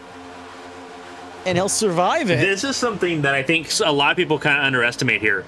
Just how much you move around when you're in that situation. Because you don't have a lot of room to move here. And with the way the air moves around the car, it moves you around a lot. As not Leiter, that was Michelle that got put into the wall. David Wright took note of what happened last caution. And a little bit of cosmic karma for Michelle. Yep. Saw him get put in the wall there. David Wright taking matters into his own hands. Daniel Michelle learning very quickly that friends in wide places. Yeah, remember, Garrison and Wright, they are teammates. So, yep. Just saying Proffies Motorsports looking over and saying, look, slow your rolls, keep it calm, or else we're not going to cut you any slack on the racing surface. And there's the 83 at Leiter going to cut on up, and you can see there, split in the middle, you can see Briley Wright. Briley Wright's like, I'm done. Nope, not worth it. Now, this will be interesting, because there's Seth Wansing, too, in the 9. And Michelle... He really likes that high groove. He really likes that high pinch it to the wall line. It will be an advantage when we get to lap 120 or something, when you need to make that third line happen. But right now, coming to the end of stage 2, he's currently in the stage. He's certainly going to get stage points where he currently sits. Obviously, you want to get more, but what's worth gaining 2 extra points and possibly making less friends? There goes Seth Wansing, not going to stick with his teammate there. He's going to the bottom. There goes Michelle following suit. They want to get points using the inside line. By the way, you're not missing anything up front. It's still Gaiman, Kruger, Reynolds, Sears, front 4. Yeah, I mean, they're right here. Yeah. No one's really pulled out of line. No one's really made any attempts to jump down. Yeah, Sunday Night Racing has quickly turned their goodwill into scorn in a race. They are leading the constructor standings, though. That's one positive for Sunday Money Racing. Yeah, but they're not making any friends today. Nope. And again, the field will remember this when we go to Talladega in a couple weeks. Yeah. Remember, that's a couple weeks away. Yeah. We're not far from it. They're going to keep that in the back of their minds, knowing who to work with and who not to work with. Yeah. Better hope they send some complimentary fruit baskets. But anyway, we're starting lap 66 here. It makes me do wonder. Remember, Kruger and Tom Sears, they're both teammates for Line Power Motorsports.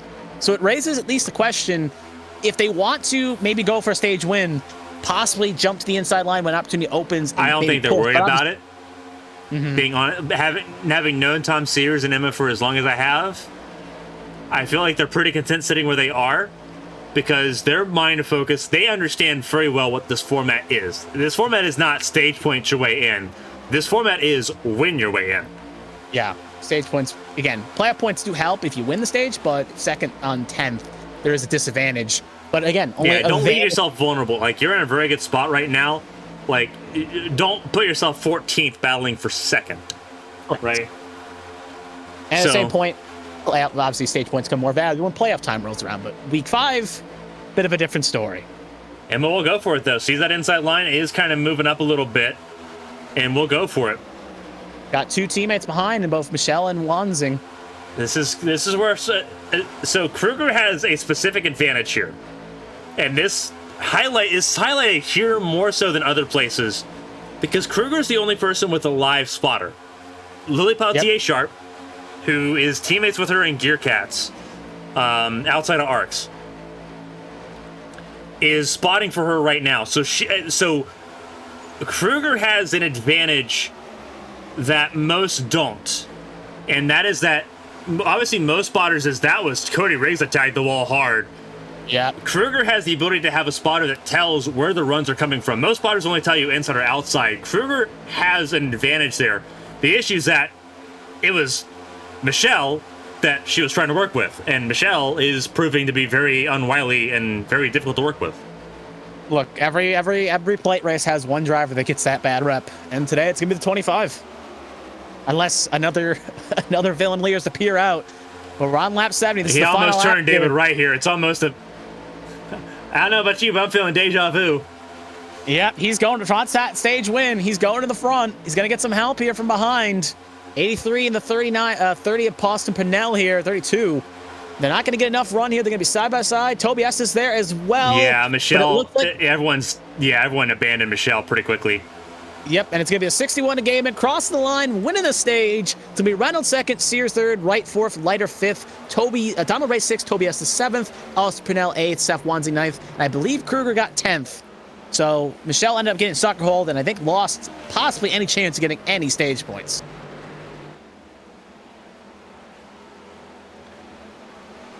That is a giant oof. And again, I've never understood the whole concept of battling so hard for a singular stage point.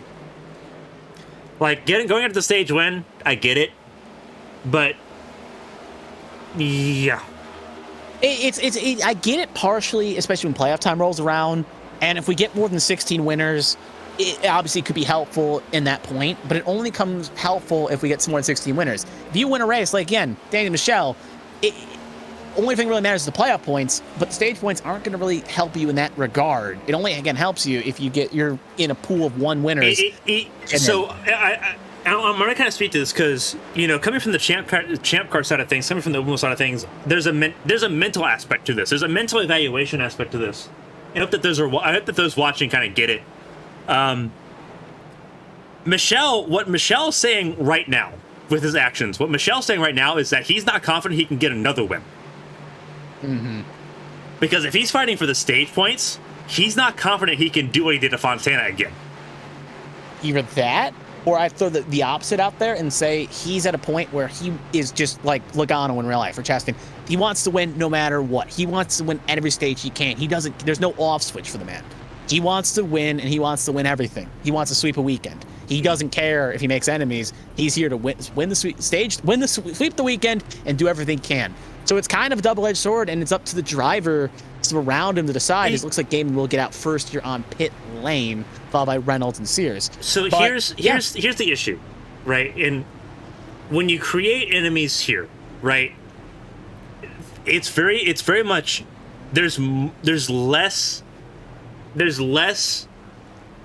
that's disincentivizing the idea of retaliation. Mm-hmm. Obviously, Josh Garrison now in Prophecy Motorsports, that's a 5-car team, and it is very team-based now, that now see that 25 as a bullseye. And Daniel Michelle going through repairs right now because he was put in the fence. Yep. Michelle now very much going to have to work. Not only is he going to have to go work through the field again as we look at him pull up from pit lane, he'll be working from 19th. Yeah. And this is again, the final stage. Who knows if there's any penalties to come, points penalty wise or whatever. But it is borderline behavior that could be reckless. Mm-hmm. Again, NASCAR has always been, especially in the later years, has been a police policy per se, and that's not something you want to see in iRacing per se. But it's a point where comeuppance come and comeuppance go based on driver discretion. So obviously stewards will step in and rule in accordance if they need to stop something or step in before it becomes out of hand, because they don't want innocents getting taken out in two teams squabbling. But at the end of the day, like you saw with Garrison's teammate David Wright kind of jumping up and pushing him in the fence, you're going to see, like you said, you're going to see when opportunities come, you may see drivers be a little more aggressive or no love lost between two teams. They see the let's say next week, they see the 25 going into a corner and they still want to get some more retaliation. They may run it a bit deep and run them up the road. But regardless, we'll have to see how that all plays out over the weeks and the debriefs and all that. Maybe they'll cool it over. But it's going to be Joshua Gaiman leading the way with Tom Sears on the inside line, and then it's going to be Reynolds on the outside line and Matthew Leiter on the inside line, and then row 3 is going to be Purnell on the inside and David Wright on the outside. So we know Gaiman's going to get the good launch. He's got no assistance behind, none of his teammates, I believe, around him. It's all kind of just like a mucked up field there with no major allegiances kind of formed. As I think the biggest allegiance right now is the 83 and the 32.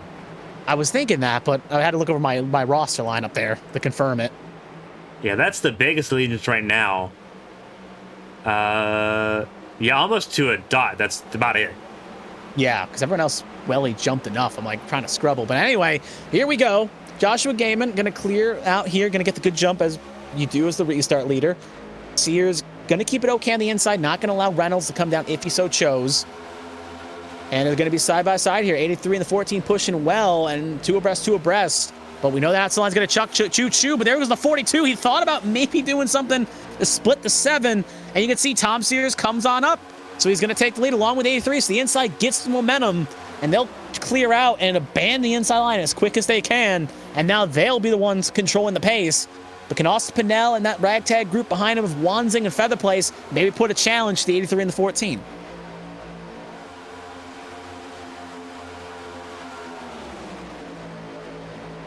Getting some momentum here. 32 is going to be awesome to be able to clear the 14 here. Again, as an inside line, there's basically no one behind. 32 sees the desperation. He's going to come up. 14's going to check up just enough to kind of let him in. Basically, he's one mulligan he's going to give him. Honestly, I would not have done that. I would have rode out a little bit, but that's me. And that's, in turn, going to cause the inside line to check up here, and it's going to allow the 9 and the 34 to take the lead here on the inside. Well, they come up and clear the 32, just kind of killed their momentum on the outside. Car we haven't seen much of after since the opening restart. 22 of Eldridge George, he's back up here. Have some opening chaos, and he's going to come up and clear the 32 and going to ban the inside line. There's also Emma Kruger back in contention, the 70. So you got 2 Line Power Motorsports machines, 3 and 2 respectively, and you got the 9 of Seth Wanzing locking it down. And there's really, everyone's kind of squabbling over 4th position. As Alfred's inside line's going to clear, but after those top 7, there's nothing else. No one's elected to go low. So, like I said, momentum's going to come in check and check and check. And eventually it's going to have to, eventually that high side's going to come back with momentum. And the question is, how many cars will jump up before that momentum train jumps them?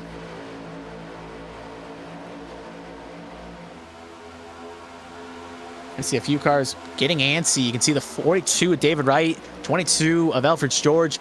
They're going to go in high. Yep, 42 is going to bet. Better place when high, bound for the lead here. Teammates going to work together here to get around the 9 of Wanzing. Again, Daniel Michelle is not in this group. He's in the second pack. There's a 14. This is a 14 car group, and Daniel Michelle's not in this group. Wanzing has no help.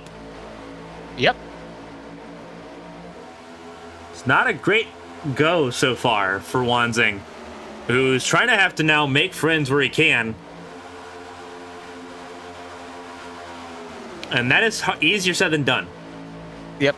Look at that backpack. You got the 2, the 25, the 88, the 8, the Mulkey as well in there, along with, I think, Joshua Garrison. So you got, and the 3 of Cody Riggs. So big middle pack there. Got some good cars, but obviously they're not making much inroads on that front pack. But we'll see the action here, and you can see right there, big move to the front. He's going to clear himself, and he'll get the job done right in front of Feather Place. That's going to put him to the point. David Wright.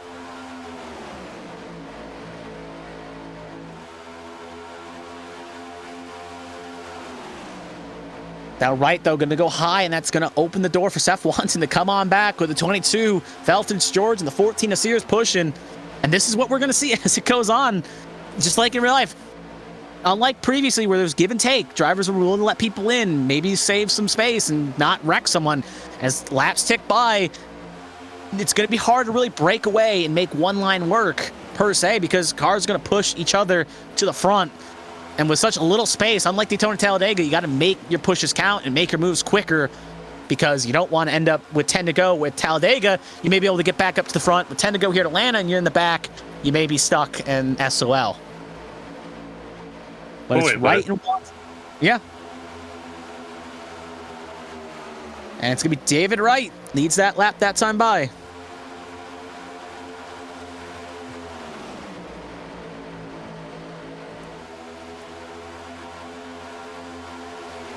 Kind of a little, just trying to side draft, trying to thinks about it. But you can see that inside line already losing some cars. Only really 4 cars in that line. The 9, the 22, the 14.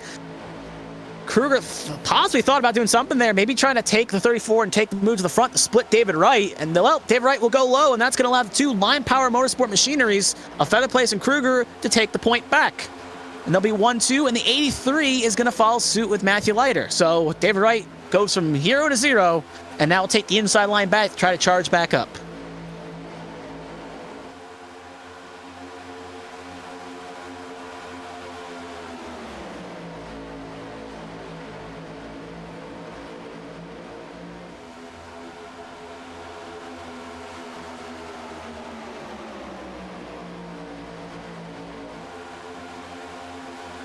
Looks like Feemster lost touch from that top pack there. He's going to fall back to the second pack here.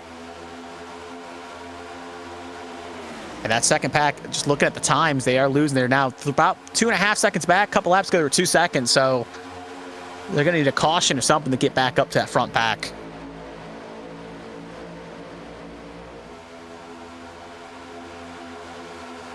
Oh, 83 there. See, takes a run, going to split the middle, going to get some help from the 32, and they're going to be 3 wide here as they're pushing teammates, fighting teammates, and the 42 to the 9, no allegiance, and they end up going to kind of hurting each other here, and they're going to pull each other back, and that's going to allow Wright and Wanzing to take, and there goes the 83 of Matthew Leiter, the 14 of Sears, big lick by the 83, that's going to be the caution the second pack needs. Sears gets relatively okayly unscathed, but that 83 took a big lick.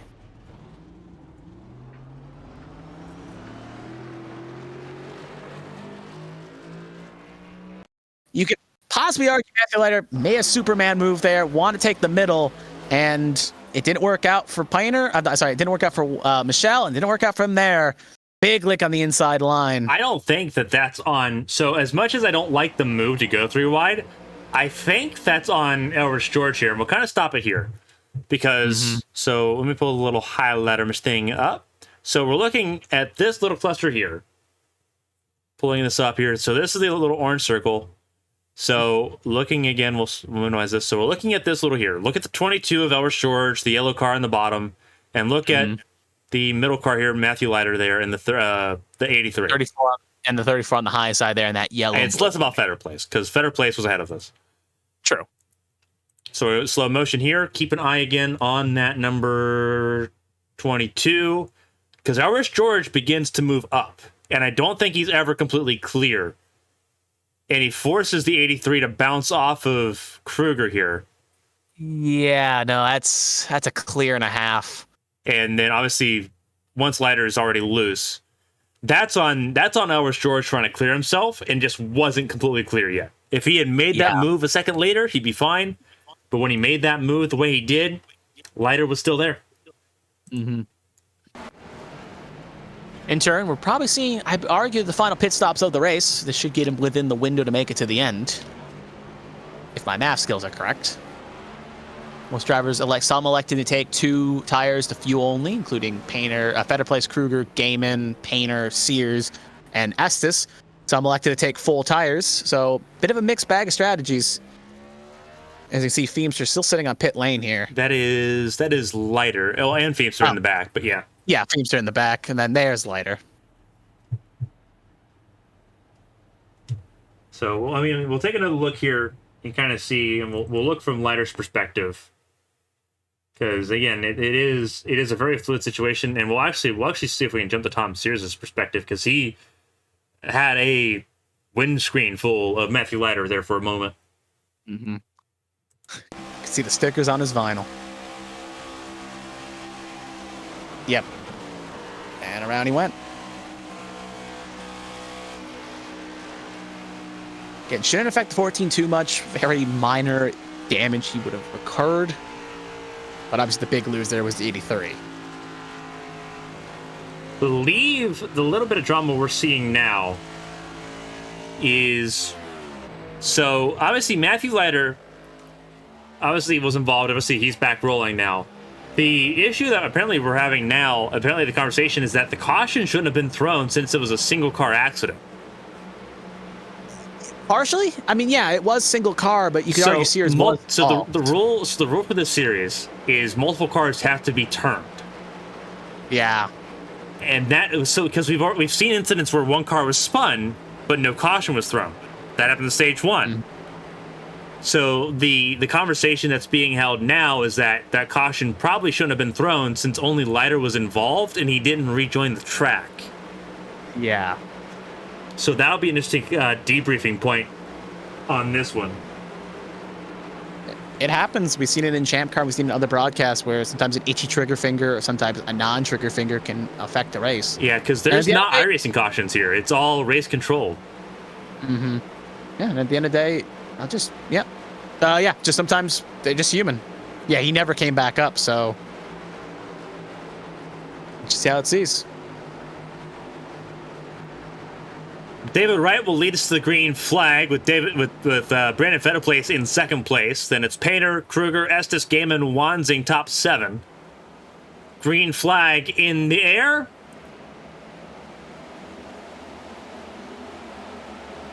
.41 laps to go. Mm-hmm. Wright going to get clear, but Painter's not going to be able to really get down here, really do anything. Inside line going to charge. Feather Place. Oh, look at that. Tobias goes high.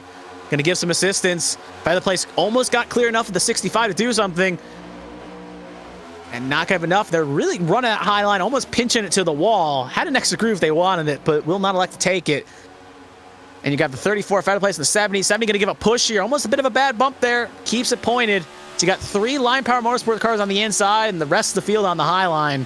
And I don't think this is going to be a storybook ending, at least for now, for the Line Power Motorsports, but they may make me eat my words here. 34 clear. Well, half clear. 70 a little squirrely. But obviously 34 Feather Place not going to jump out here and abandon teammates this late in a running. So right now, we're right on board with Kruger. And you see just how much work goes into this, just trying to keep it all settled down and in position. This is what Kruger's looking at. Kruger's going to keep herself lined up and also to kind of keep an eye. And again, Kruger's got a spotter that can kind of tell when runs are coming. But it's all about looking at the rearview mirror and seeing what's going on behind you and knowing where to move and knowing how quickly you have to move. Obviously, teammates right now, 1, 2, 3. But Line Power doing a really good job so far, and we just saw the accident. George, yep, Alfred's George. Tom Sears involved. I think it was a situation where just George tried to take a move. Sears went up, and they took each other. I was going to take a couple of cars out of this contention. I believe the 61 involved, the 18 of Garrison, 29 of Toby Estes, 27 of Mulkey. Just a big old lick. And 22 is not moving. I think that may be curtains for him. And that 14's not looking good for wear. A lot of crab walking on the number 14 machine. Yep. Oh, that was a big lick by, I think, the 18.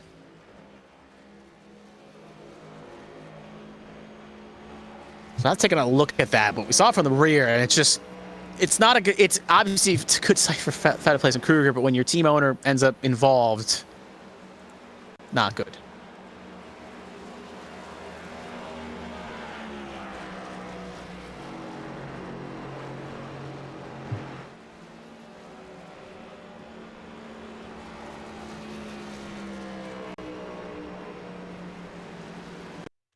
So, right, take a look here. Obviously, we're looking back at it from Kruger's perspective. Mm-hmm. But looking at it from the outside perspective, ARCS George in that number 22 tries making something happen. And in live motion, it just looks violent. Yeah, 22 takes air. Just, both cars hit dead on with the wall. We'll look at it from high above here. Again, this is right in front, and obviously you can see third car in line, Tom Sears, already turning in the wrong possible direction. So we'll have to go back and look at it, but you see coming out of here, we'll see if we can get a chopper cam, see if we can get a little bit closer. There you go. Looking at the 22 ARCS George here, and we'll play it in a little bit slow motion.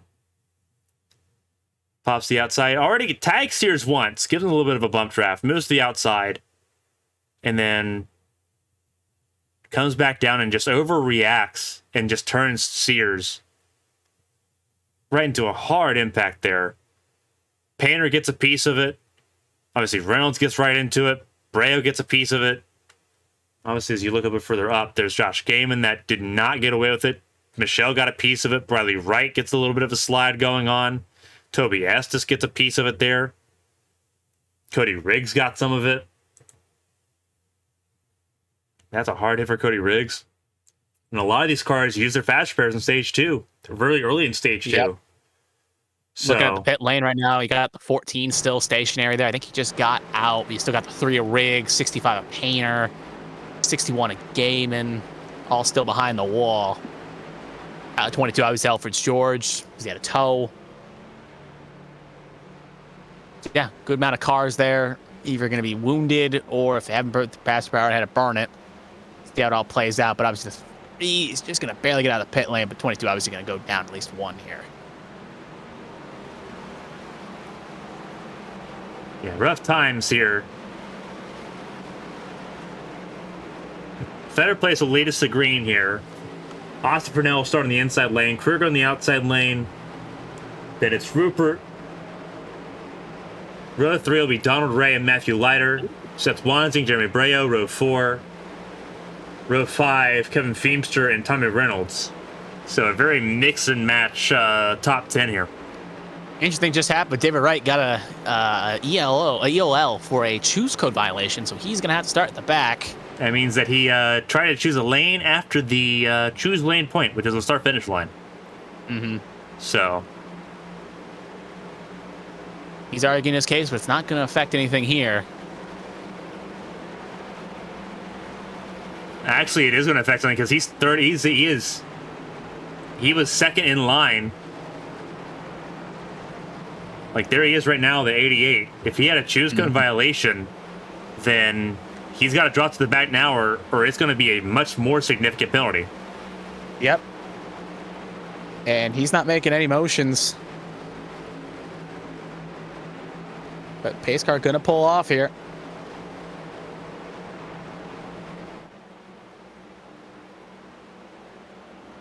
Man, Fab license control, and away he goes. He'll get the jump. Purnell times it relatively okay, but he's going to get no assistance from behind.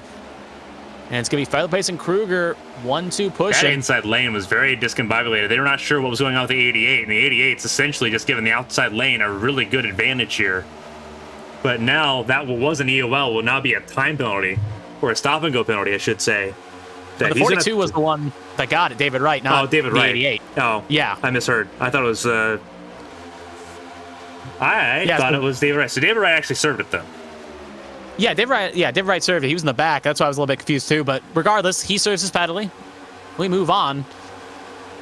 34 and 70 going to take the inside push here. Again, outside inside line not really combobulated the most. You got Donna Ray leading the train on that outside line with Seth Wanzing with some assistance and Tommy Reynolds. And you got the 88 of Brian Rupert, a name we haven't said much about yet. And he's thought about going high, but 32 going to sneak on around. So him and the 88 going to be on the outside line. Donna Ray going to push into the middle here, and it's going to make it 3 wide here. And the 88 is going to end up losing dearly here. He's going to lose 2 spots, the 2 and the 9. And the 2 thinks about maybe going to the bottom. He is basically attacking his way to the front. He will successfully get down in front of the 83. So you got Donna Ray work his way to the front. You got the 34, 70, 32. A bit of a bad bump there from the 32 to the 70, but they keep it straight. Oh, Donna Ray got turned. That's Donna Ray. No caution will be called. 1 car, and away we still ride. Tommy Reynolds now leads the lane. Yeah, Ray turned off the nose of Reynolds. The third case we've seen tonight, a driver, even though ill-advised, 3 drivers being very aggressive, end up being in their own little mistakes there. 3 cars jump down, 34, 70, and 32. I'll take the bottom. You do not want to give Sunday Monday Racing that outside lane. You do not want to give them free reign. Nope, and now the 925 show back connected of Wanzing and Michelle. Coming to 30 laps to go.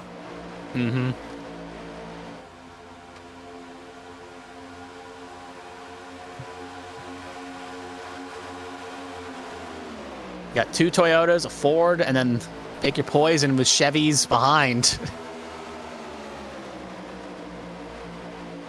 Never driver after having an early mistake and being trapped a lap down. 74 Jeremy Brown, he's back up in this. Yeah. Currently on outside line with Tommy Reynolds giving him a push. Defending series champion in the top 5. Was fighting hard with last week's race winner Tommy Reynolds last week at Phoenix. Now they're working together to get to the front. See Cody Riggs on the inside there, coming out of the pit lane. Won't affect anything. Outside lanes beginning to move forward here, and the Line Power Motorsports duo did not do anything to cover it up. There's a lot of smoke on that inside line, and it is Donald Ray who's trying to make it back to pit lane. Limping. Very much limping. I think honestly, probably maybe he locked it up trying to get in, but you'll never know. But he'll make it successfully down. Oh, this is going to be very antsy here. Obviously, you can tell we're in the final 30 laps of this race.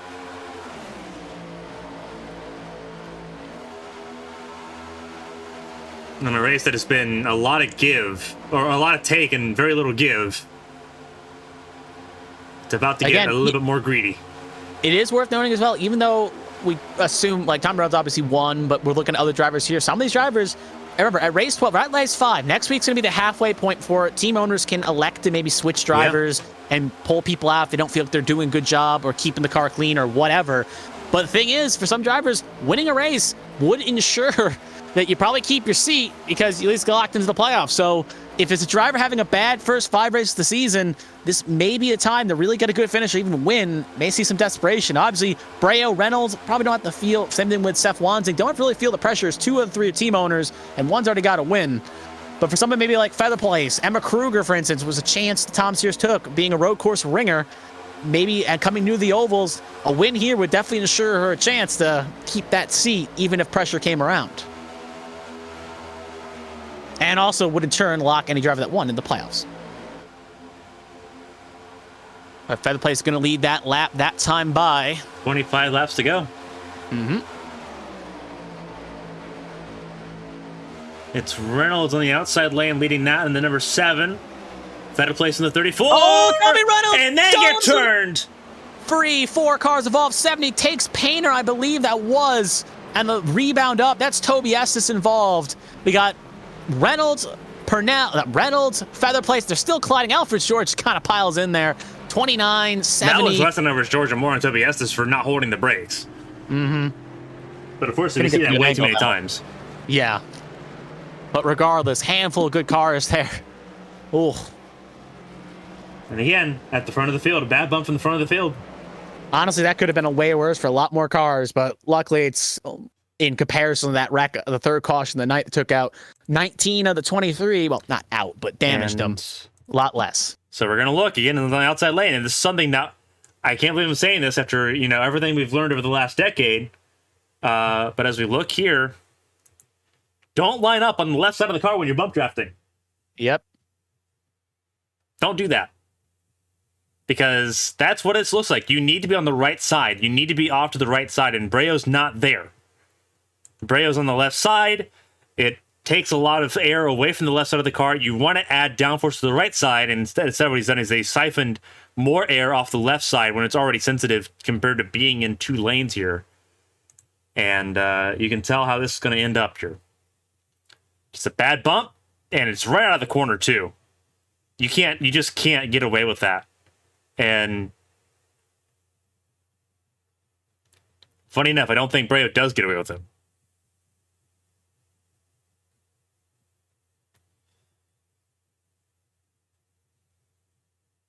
It was Feemster that Kruger rebounded into there.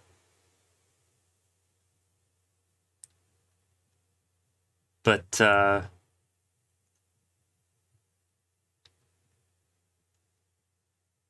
yeah, very unfortunate accident there. And we'll pull on board here with Breo.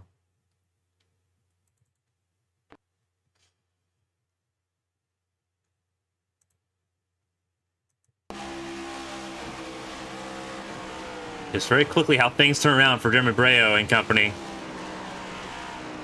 Breo got a large shot to the back of the car. Trying to get through this.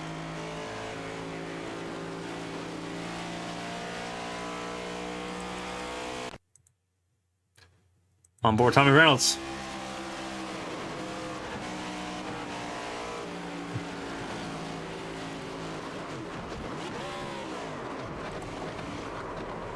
And Reynolds, not a fun time. You see the sparks flying from his number 7 machine.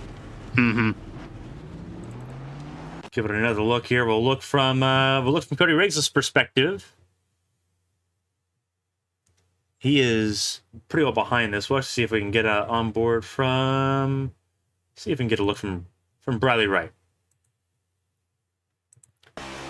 This is his perspective as he gets through it.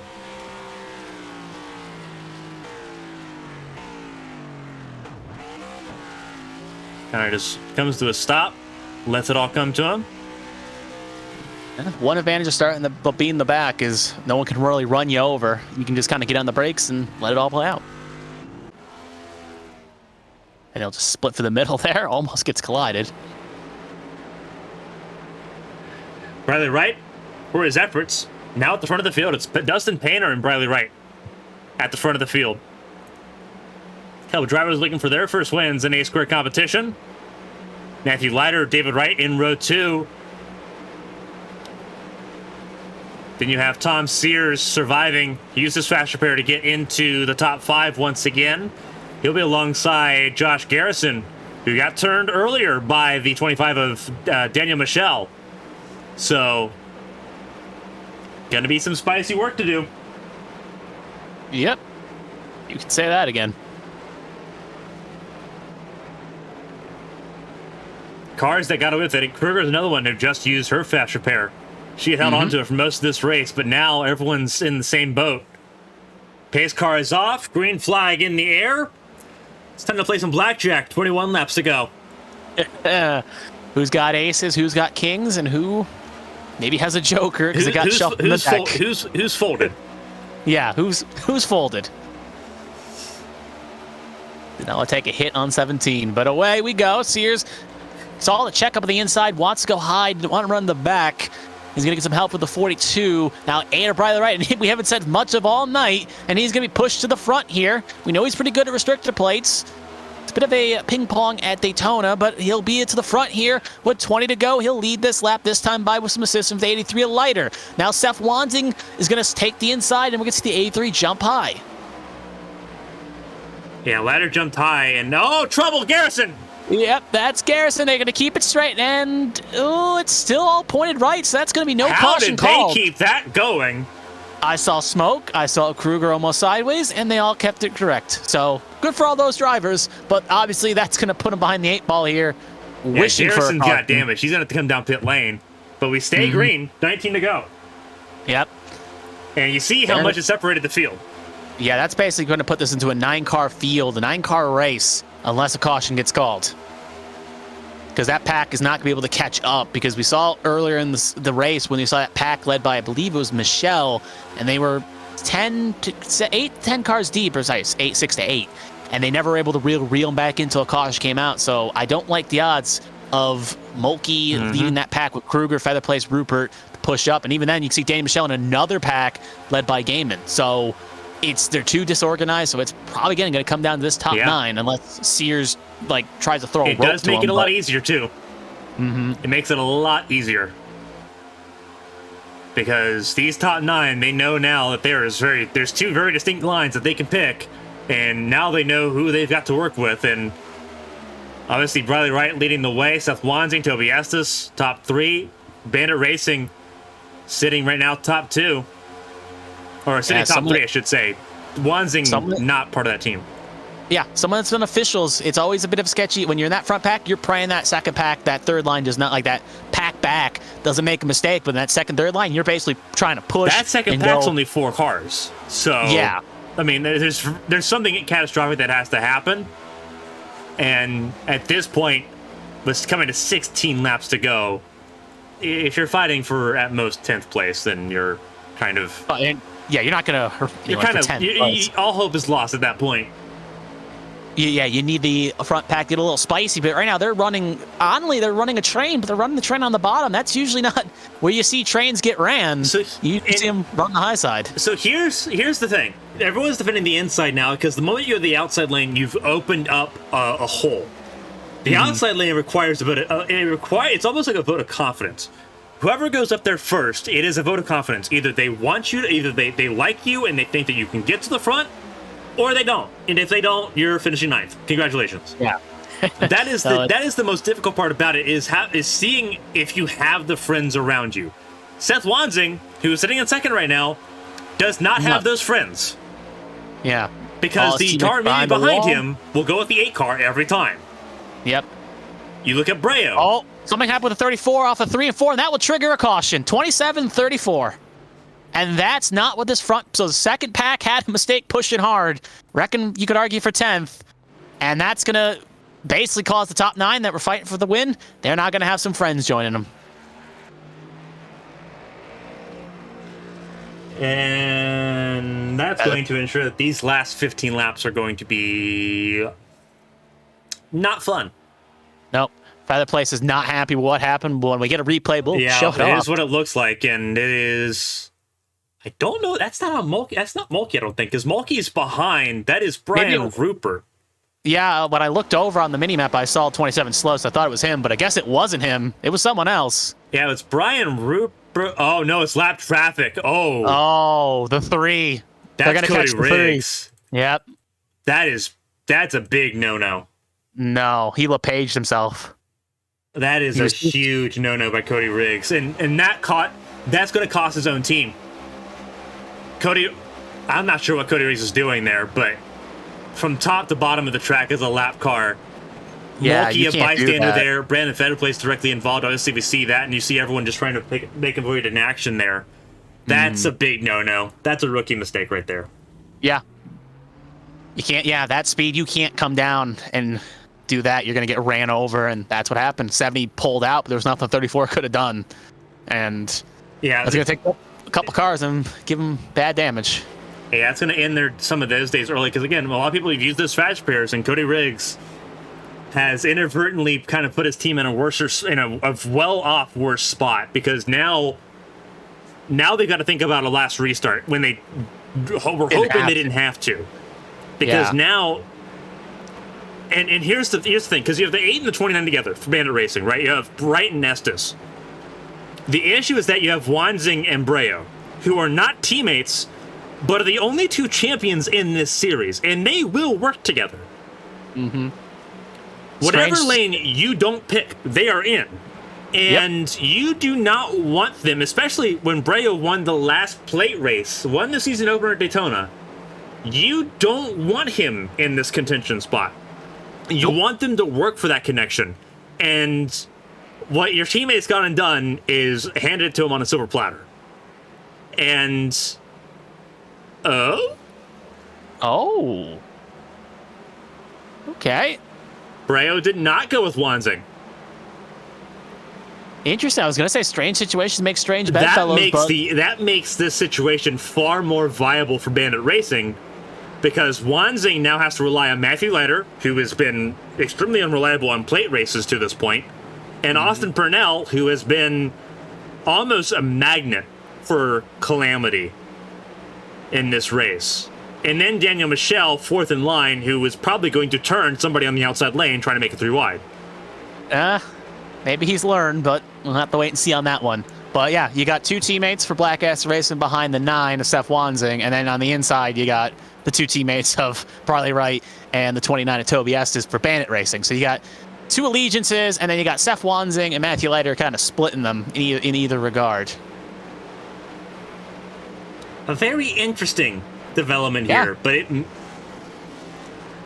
you see Wanzing's trying for everything he can to not get completely jumped here. Yeah. But here's the thing.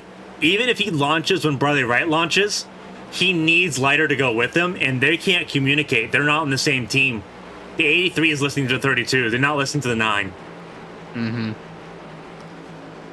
You have to somehow game the system here a little bit. He's laying back. He's gonna try to time it. He's trying to see when Barley Wright goes, because when you're actually alongside, you can't see. And he does it well. He laid back just nice enough to kind of get that run, so he timed it well, and now he's got to try something. Highside should get the momentum here, but you can see the 29 beating the bumper off the 8, and there's the 74 as well, basically going to push him, try to clear them all. 2 cars are going to be clear. Seth Wanzing, there's the 83 alive, the 32 jumping down. They just left the 9 out to dry. Yeah, I kind of figured. The Sunday Money Racing has not made any friends tonight, and between Michelle and Wanzing there, yeah. You got basically Seth Wanzing, the 2 Line Power Motorsports cars, Sears and Kruger, and then you got the Daniel Michel right behind. So they're trying to make the high line work. 2 odd, strange battlefells in that situation, but it's gonna be the 8 and 29 work. That is 74 as well, and he's gonna have to rely on someone. He's got no help. None of his teammates are up there. And they just moved to the outside lane. Yeah. All his teammates here are behind the wall, or actually, he's got Jack Mulkey, but Jack Mulkey's at the 10 of the train. 9 to go at the line. Mm-hmm. Wright and Estes on the high side, Leiter and Pennell on the inside. Teams fighting here. Black Acid Racing 1-2 on the bottom. Then you have Dustin Painter looking for his first win in the series, and then Daniel Michel 4th in line. That outside lane, for some reason, not kicking up what it used to. Very interesting how that outside lane is not pulling the momentum it did. It looks like they're getting it okay now. They're kind of gunning it up here, but the clock's ticking. Laps are ticking down. You've given 2 teammates now the free reign to control both lines as they need to. That's a very difficult charge, especially if they move up top. I think the big thing right now is the side draft. Oh, yeah, aggressive side draft. 25, really aggressive side drafting. Almost came down and cleared himself in the 88. He looks like he could get suckered. He is going to get suckered. Brian Rubin's he was trying to do something very aggressive there, and he's going to lose more spots. He'll almost fall out of the top 10 here. Yep. It shows drivers don't want to work with you if you can't help, and that's going to kind of kick up the minimum on the inside here. It's going to allow the outside line some chance here because they're still a little bit disorganized, but now they're getting it connected back up. I think the outside line's focusing too much on what the inside line's doing. They're trying to side draft too much. That outside line was effective early because they were giving that space. They weren't leaving themselves open to being side drafted. Because what's happening is that they're holding that line for too long, and you need to kind of dart in and out, and you can't do that. You have to leave a little more space, and they're not. Lap car on the inside, not going to be a factor. That was Cody Riggs. You shouldn't be caught back up for the end. Dustin Painter moved to the outside lane. He wants to go to the front. See if that gives a boost to the outside lane at all. It's teammates 1-2 on the inside lane. Leiter looking for his first career win in the series. Same with Dustin Painter. Right. Maybe thought about making it 3 wide there. Obviously, that would have been detrimental, and any chance would have probably gone out. But they want to try to split Painter. Look at that surge. Look at that surge from Dustin Painter and Bradley Wright. to the front of the field, and there they go! Running going right to the low. inside. And That's gonna get Tobias got cleared too. They somehow find a way to get back to the front of the field. 4 laps to go here in Atlanta. Oh, tighten those seatbelts if you got them and grip onto the armchairs. It's going to go. They couple of them almost clipped the apron there. Hey, keep it straight. They're driving good. Right in Estes inside. Painter and Breo outside lane. Painter got a surge once. Can he do it again with Breo? Juan's in third in line. Michelle fourth in line. They're going to try to pick up the pieces if they fall. Bandit Racing, Bradley Wright, has never won in this series. Looking for his first. One of the most tenured drivers in this series. Same with Dustin Painter. Dustin Painter at the front. Has the advantage out of 2.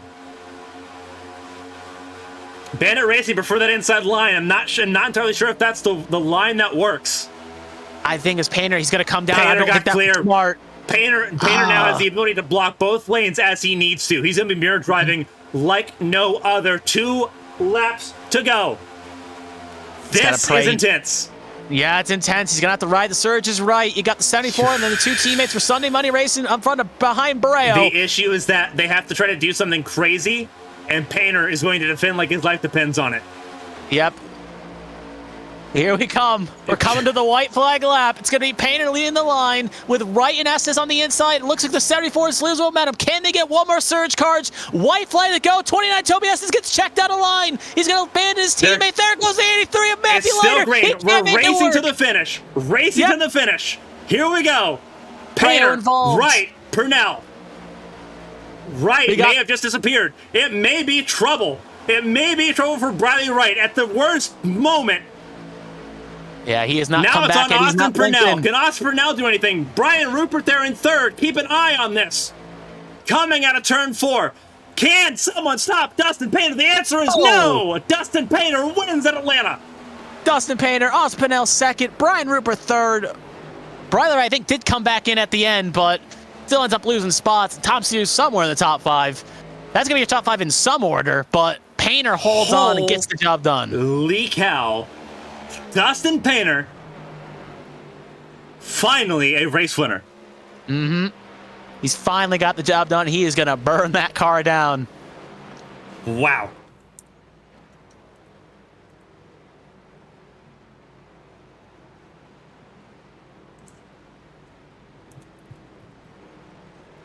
Oh.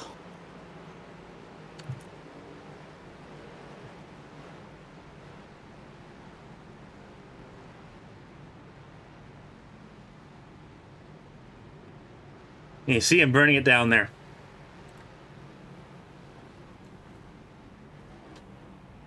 Meanwhile, I'm listening to the race chatter, and a few drivers aren't too happy with Sunday Money Racing right now. First career race win for Dustin Painter. Yep. Phenomenal race tonight for him. He should be proud. He did the job well. Timed the runs, got out front when he needed to, blocked how accordingly, and he got the job done. And he's going to celebrate hard tonight. Absolutely. 5 races, 5 different winners. While we watch Dustin Painter celebrate, we're going to interview Brian Rupert for the first time. Brian, this is Carmen from the ABM booth. You got a copy? I got you. How you doing? Pretty good. Obviously, first podium in this series. A wild effort there. You and Austin Purnell got a 2-3 for the team for Black Acid Racing, but that was a wild drive tonight. Kind of just walk us through, because we had to go from the back of the field a couple times. I did, yeah. Got in a little bit of trouble there a couple times. Just stuck with it. Tried to stick with my teammates as much as I could. It was a wild night, wild race. Obviously, we saw how much momentum mattered in this race. Obviously, you talk about the team game, trying to work with Austin, trying to work with, obviously, with James Curry, your team boss there. Absolutely. And obviously Matthew Leiter. All of you were up front at some point in this race. Obviously, you were kind of stuck in the inside line there for a period of time. How much more difficult was it as this race progressed, kind of getting that momentum? And did the line shift at all as far as where people wanted to be? It actually did. Early on, that top line was where it was. All the momentum seemed to be up there. But as the race progressed, tires started wearing down, started getting bad. It seemed like the bottom was really where you wanted to be. Yeah, that's what As it progressed. Yeah, as I say, that's kind of what it looked like there, because obviously we saw the inside line become the lane that determined the race win tonight. Obviously, a lot of teamwork tonight. Obviously, Black Acid Racing still working on potentially getting its first race win of the season. A couple weeks from now, we get a chance to do it again at Talladega. Being able to kind of look at Daytona, look at tonight at Atlanta, how do you feel regarding like how well this team worked together? Because you all worked together, whether it was, you know, you and Austin or Austin and Light, or you and James Kerr working together. Like, you guys were working in tandems pretty well together. Obviously Coda next week, but, you know, look forward to Talladega. What do you kind of put together as far as the team effort going forward to try to get into that win column and get one of the cars in the playoffs this early on? Oh, we got great team chemistry. I definitely think it's a real good possibility we'll be getting, you know, one or more of us into the playoffs. Talladega, yeah, that's going to be a great run. We'll definitely be working together. I look forward to it. Well, obviously, a good reason to celebrate tonight. A 2-3 finish for the team. Your first podium in this series. Obviously, phenomenal effort here tonight. Obviously, chaotic, but survival of the fittest, and you were one of the fittest tonight. Brian, before we let you go, obviously, the floor is yours. If there's anyone want to shout out and say thank you to, again, take it away. The floor is yours. Congrats on your first podium. Oh, thank you. Hey, I want to thank, obviously, my team, my owner, James Kerr, Black Acid Racing. Want to thank Ryan for putting all this on, A Squared. This is a fantastic league. Want to thank one of my sponsors, the racingschool.com or .net, sorry, the racing school up in at Thompson Speedway. But that's all I got. Well, Brian, enjoy it. Obviously, road course racing next week, but all eyes are going to be on Talladega. Black Acid Racing making itself very known tonight, and obviously a podium here between you and Austin, double podium here tonight. Enjoy it, celebrate it, and we'll be seeing you next week. Absolutely, we'll be there. Thank you. That was Brian Rupert, third place finisher here tonight. First time he's been on the podium here in the A Square Cup Series season. Obviously, James Kerr giving congratulations to his teammates that got on the podium here tonight. The team itself, obviously an up and down race. James Kerr finishing 18th tonight, Matthew Leiter finishing 16th, but all four spent time near the front of the field tonight. We'll talk to Austin Purnell here real quick. Obviously, another near miss for that number 32 car, as he's still looking for his first win. We'll talk to him here in just a second. Austin, this is Carmen from the ABM booth. You got a copy? Yeah, I got you. Another near miss, and this time it's with a little bit of help there. Brian, obviously, Brian said a lot of glowing things about working with the team chemistry. It looked like that was pretty well on display tonight. One spot shy of a race win, but obviously another opportunity coming up very quickly. For just how are you feeling? Obviously, a lot of momentum there and very hectic at the end, but you got to race it through the end there, being ahead of all the melee. Just kind of walk us through how that race went and how you get ready for Talladega in a couple weeks. Yeah, it was pretty wild, honestly. It's just a lot of it just luck, choosing the right lanes, missing those wrecks, especially right there at the end. I don't know if Riley might have blinked out right there on the backstretch of the last lap. I kind of slowed down and got on the brakes a little bit, and I was kind of hitting myself for doing that because I couldn't quite get the run back to get around Painter for the win. But, that's all right. Congratulations to him. Two short track guys get to come first and second at a super speedway, so that's pretty cool. But yeah, working with Black Acid, we was obviously had each other's backs there at the end, trying to get through it. So to come on second and third, that's good for us since we're struggling a little bit right now in the team points. Obviously, you look at Austin, you look at the Circuit of the Americas next week, road course racing. Obviously, some people love it, some people don't. But then you look at Talladega, and that's the big thing, going to Talladega. Obviously, you worked with just about everyone on your team tonight. You worked with Matthew Leiter early on. You worked with James Kerr. Obviously, you worked with Brian at the end there. Team chemistry is so important, and we saw what teams look like with and without it. Brian had his perspective. He said that, team chemistry looked phenomenal. He felt phenomenal. He felt comfortable working with everybody on the team. Do you have that same sentiment going into Talladega? Because it is going to be a total team effort, I believe, to do well, at least just looking from the outside looking in. How do you feel going into Talladega, and do you feel like that team synergy is going to be what matters? Oh yeah, for sure. Yeah, we bounce ideas off each other throughout the whole race, and come to some kind of agreement what our plan is, what we're going to do. If we're going to take 4 tires, 2 tires, whatever we're going to do here, and we try to all stick to the same strategy. So luckily we had 3 of us there at the end, and two of us was able to capitalize and obviously come in the top 3. So hopefully we can carry that into Talladega, and you have to put some practice in for Coda next week. Absolutely. Obviously, a wild race here, but another podium result here for you. Obviously, phenomenal result for the team, getting 2nd and 3rd. That's a giant boost in the order there. But before I let you go and let you kind of celebrate with the team, obviously a good result, one of the best results for the team so far this season. If there's anyone I want to shout out and say thank you to, Austin, the floor is yours. Again, massive tip of the hat, great result, great drive there, getting that 2nd and 3rd place finish tonight. But the floor is yours if you have anyone you want to shout out. Yeah, I just want to thank Smoky Days Barbecue in Roxborough, North Carolina, and Heights Hood Cleaning, and obviously Black Acid for sponsoring the team. We appreciate that, and obviously what y'all do, I enjoy going back and watching the broadcast usually on Monday, listen to it at least in my ear while I'm at work, and just want to thank all the guys in ARCS for allowing me to be here. Again, Austin, fantastic seeing you on the podium. Hopefully, we need to be talking to you again very soon, or hopefully you'll be in a breakthrough win position in the number 32 car. But again, Austin, congrats on another podium, another great team result here in Atlanta. Go and enjoy it and celebrate with the team, and we'll be seeing you next week. All right. Thank you all very much. Have a good one. You too. That was Austin Purnell, our 2nd place finisher here tonight. Obviously, great team result for him, and obviously both him and Brian Rupert feeling really good about Talladega here in a couple weeks' time with that team effort here tonight. Next up is going to be a driver with a lot to celebrate. Obviously, Tommy Withers, teammates with him with Dustin Painter tonight. Tommy Withers won at Las Vegas not even 2 weeks ago. And now Dustin Painter's got his first win as well. We're going to talk to him here in just a second. But Prophecy Motorsports, a breakthrough season for that team as they recharge and get ready to go here. Dustin, this is Carmen from the ABM booth. You got a copy? I got you loud and clear. All righty. The monkey's off your back. You finally got a race win. And despite being a short track guy, you got it at a plate track. Phenomenal job. Made it look very calculated tonight. Figured out who you wanted to work with and win, and managing those lines.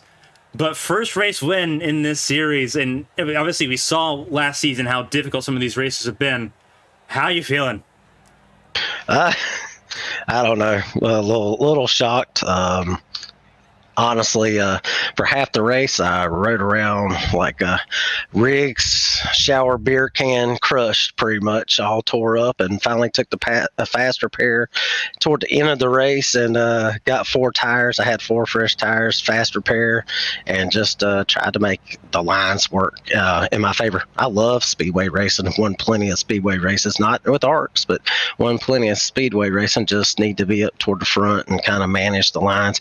There at one point, I let Briley and I think Toby by. I noticed Briley was lagging a little bit, and it kind of caught me off guard, and he passed me. And then when I passed them back, I could see him just blinking and kind of going back and forth a little bit. And there at the end, I didn't know if he was outside of me, inside, what. And I looked back, and all of a sudden I saw him gone, and I saw the 32 coming, and just tried to block his run and was able to get the win. It's pretty cool for Prophecy Motorsports. I think a lot of people doubted us that we'd have speed, and we got 2 guys locked into the playoffs early, so that's pretty cool. Yeah, I was going to mention that. Obviously, we saw this with Tommy Withers at Atlanta. Obviously, that was his first race win in A squared. And obviously, we know last season, obviously, you worked with Team Outlaw, with Tom Sears, with Donald Ray. Moving into this different environment, it seems like it's shaking up the field. with everything kind of being up in the air, obviously 5 different winners in 5 different races. You mentioned you probably seemed like it was the underdog team because it was the team that was a lot quieter, didn't have the flashier players, right? But that team now has the most wins of any team so far this season. How much confidence does it have? Does it give you, and how much does it kind of go into the team's favor, knowing that, hey, not only is this team good, but now it's a top team. It's like it's not just one team. It's now the team to look at. Well, there's some great teams, and I think we'll improve as the season goes. I think David Wright and Joshua Garrison both have a chance at getting wins. David's super fast once he picks up on the car, but this is a car he's not used to racing. Kind of like me. Last year, I started out, and I think I made it to Phoenix with A Square, and I was like, you know what? I really don't like this car. There was a short track series that opened up on Sunday night, and I decided to run it. And then about middle toward the end of the year, I picked back up, started running the car again, and started getting more familiar with the car. I'm still not an expert with it. There'll be tracks I will be good, and then there'll be tracks I just will be awful. But to get the win helps. It makes it to where, I can kind of work on just trying to win races, not worry about, am I going to make the playoffs, not make the playoffs. That's the key right there, is get a win to try to get in the playoffs. Obviously, and yeah, absolutely. Obviously, you and Tommy Withers now both locked in to the playoffs, and obviously that does a lot as far as just take a lot of pressure off, because now you can, as you said, you're still kind of learning some things. I think everyone is to a degree, but now that pressure's off, obviously you look at Coda next week, and obviously some drivers are going to love Road Course racing, some drivers won't. But then you have Talladega after that. With this team chemistry that you've seen, obviously David Wright was up front most of the race, and bad luck obviously kicked him down to 7th there at the end. Josh Garrison, another driver that was up there but had bad luck a couple times. But the team looks pretty well synergized. Same with Black Acid Racing, who finished right behind you there. Do you feel like you can kind of do the same thing you did last fall, where your team ended up sweeping the podium? Yeah, I like to think so. I think these guys, we all work good together, communicate well together. I'll be honest with you, I'd push one of those guys knowing I'm locked in. I push one of them in a heartbeat to the win. Instead of getting a second win, I'd rather get one of those guys in as well. So that's key right there to get that win, and maybe like a day or something like that, I can really help them. We will struggle on the road courses. None of us are road course experts at all. We know that. We'll try to go in there, get the best finish we can. But plate tracks, short tracks especially. I love short tracks. I can't wait to run some of those. But just overall, I think trying to get those other two guys in will be the key going for the rest of the regular season. Well, right now it is all top of the world right now for you, Dustin. Obviously, being able to watch you last year and obviously seeing how this season has started, it's been an absolute wild ride. I'd be remiss if we didn't do this. Obviously, you've won your first race here in A Squared. It's a phenomenal feeling. If there's anyone I want to shout out and say thank you to, Dustin, again, the floor is yours. Congratulations on a phenomenal drive tonight. Made it look absolutely effortless and seamless, and just an all-out top drive tonight, Dustin. If there's anyone I want to shout out, the floor is yours. Congratulations on your first race win. Of course, Prophecy Motorsports, Dirt Cheap Customs, the guy, Joshua Garrison, he does our paint schemes for our race cars and stuff. So just for him for doing the paint schemes and getting everything the way it's supposed to be, the broadcast, everybody, the admins. It's a tough race tonight. I know we got some guys that aren't happy, and hopefully, we get some guys to start to understand that they got to race a little bit cleaner and a little bit more respect. I'm hoping that maybe we'll start ironing that out in the future. I'd rather see us run a clean, smooth league than have a bunch of crashes any day than me actually winning. I'd rather see that more than anything else. So hopefully we get that cleared up over the next week or so, and we get some better racing overall. Well, obviously, I think that's going to be key. Obviously, Circuit of the Americas next week, but then you talk about short ovals in your backyard. Bristol, Martinsville, and Talladega, the 3 races after that. So definitely some good opportunities for Prophecy Motorsports to add to that win total. But again, Dustin, fantastic race tonight. Great. Congratulations on the race win. Now, two drivers on the win column there. All you need to do is get David Wright and Josh Garrison on that win column, and that team is set and ready to go. But Dustin, again, congratulations on it. Race winner tonight at Atlanta and locked into the A Square Cup Series playoffs. Has a good ring to it. Have a good night. Thanks. That was Dustin Painter, our race winner for the first time in A Square competition here tonight. Fantastic effort by Dustin Painter. Obviously, when went through and kind of talked through his process of taking a break and coming back and learning more about this car. Obviously, this car evolved a lot last year, and it's going to evolve a little bit more this year. But Dustin Painter, Tommy Withers, and everybody that's already won a race can be a lot more laid back in learning the process as this car continues to evolve, as this Gen 7 package continues to evolve. But for Dustin Painter, another stand-up guy with a race win tonight, his first in A Square competition. Phenomenal effort by Prophecy Motorsports and by Black Acid Racing, who rounded out the podium. That was an exciting finish. Oh, it was 100%. Always love a good plate super speedway race, and that finish did not disappoint. A lot of drivers going for the end. At the end of the day, Painter ended up getting the win. All right, so we're gonna look at the final results here. Again, all this is unofficial until we're told it's official by ARCS officials. They're going through and they're reviewing stuff now. But Dustin Painter, race winner tonight ahead of Austin Purnell. Brian Rupert finishing third for his first podium in A Square competition. Phenomenal job for the number 88 machine. Black Acid Racing overall doing pretty well tonight. Tom Sears almost got to the podium after being junked out a couple times. Finished fourth tonight ahead of Bradley Wright, who had that latency issue on the final lap. That was absolutely killer. Daniel Michel, he's going to be a topic of conversation, I think, number 25 machine for Sunday Money Racing. That team did not make friends tonight. He finished sixth. Yeah, you could say the whole thing about the team. A couple teams are lining up in the hauler right now. Yeah, there's a line outside the hauler. David Wright finished seventh, Prophecy Motorsports, so another Prophecy Motorsports machine in the top 10. Emma Kruger, her best finish so far in this season, ninth place for her for Line Power Motorsport, building two cars for that team in the top 10. Seth Wansing finished 10th tonight. Again, that team's going to be center of attention going into Circuit of the Americas on next Sunday. And that was Tommy Reynolds, Jack Mulkey, 11th and 12th. Then you have Brandon Fetto place, Kevin Feemster, top 14. Josh Gaiman finished in 15th position. Obviously, you start looking at drivers that were affected by the late race crash on the final lap there. And then Matthew Leiter in 16th place, last car on the lead lap. Jeremy Breo, not very often we say that he finished a lap down, but that's what happened tonight. Did not make it to the finish. James Kerr, 2 laps down for him. And then obviously, as we look down the 23 car grid, Donald Ray, 2 laps down for Presidential Racing. Cody Riggs got, after being involved in one of the last cautions of the race, 3 laps down for him. Alwish George, 21st.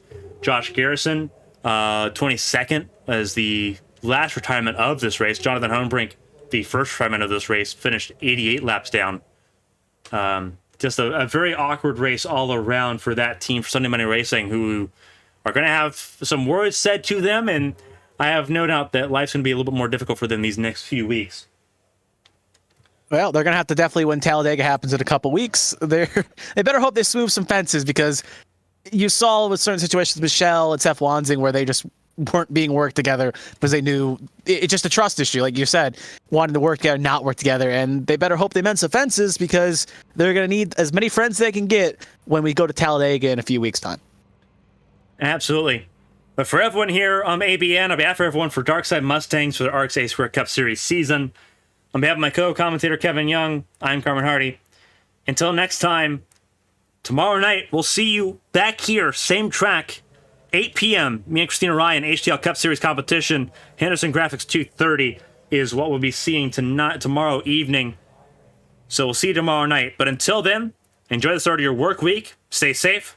Stay healthy. We'll see you next time.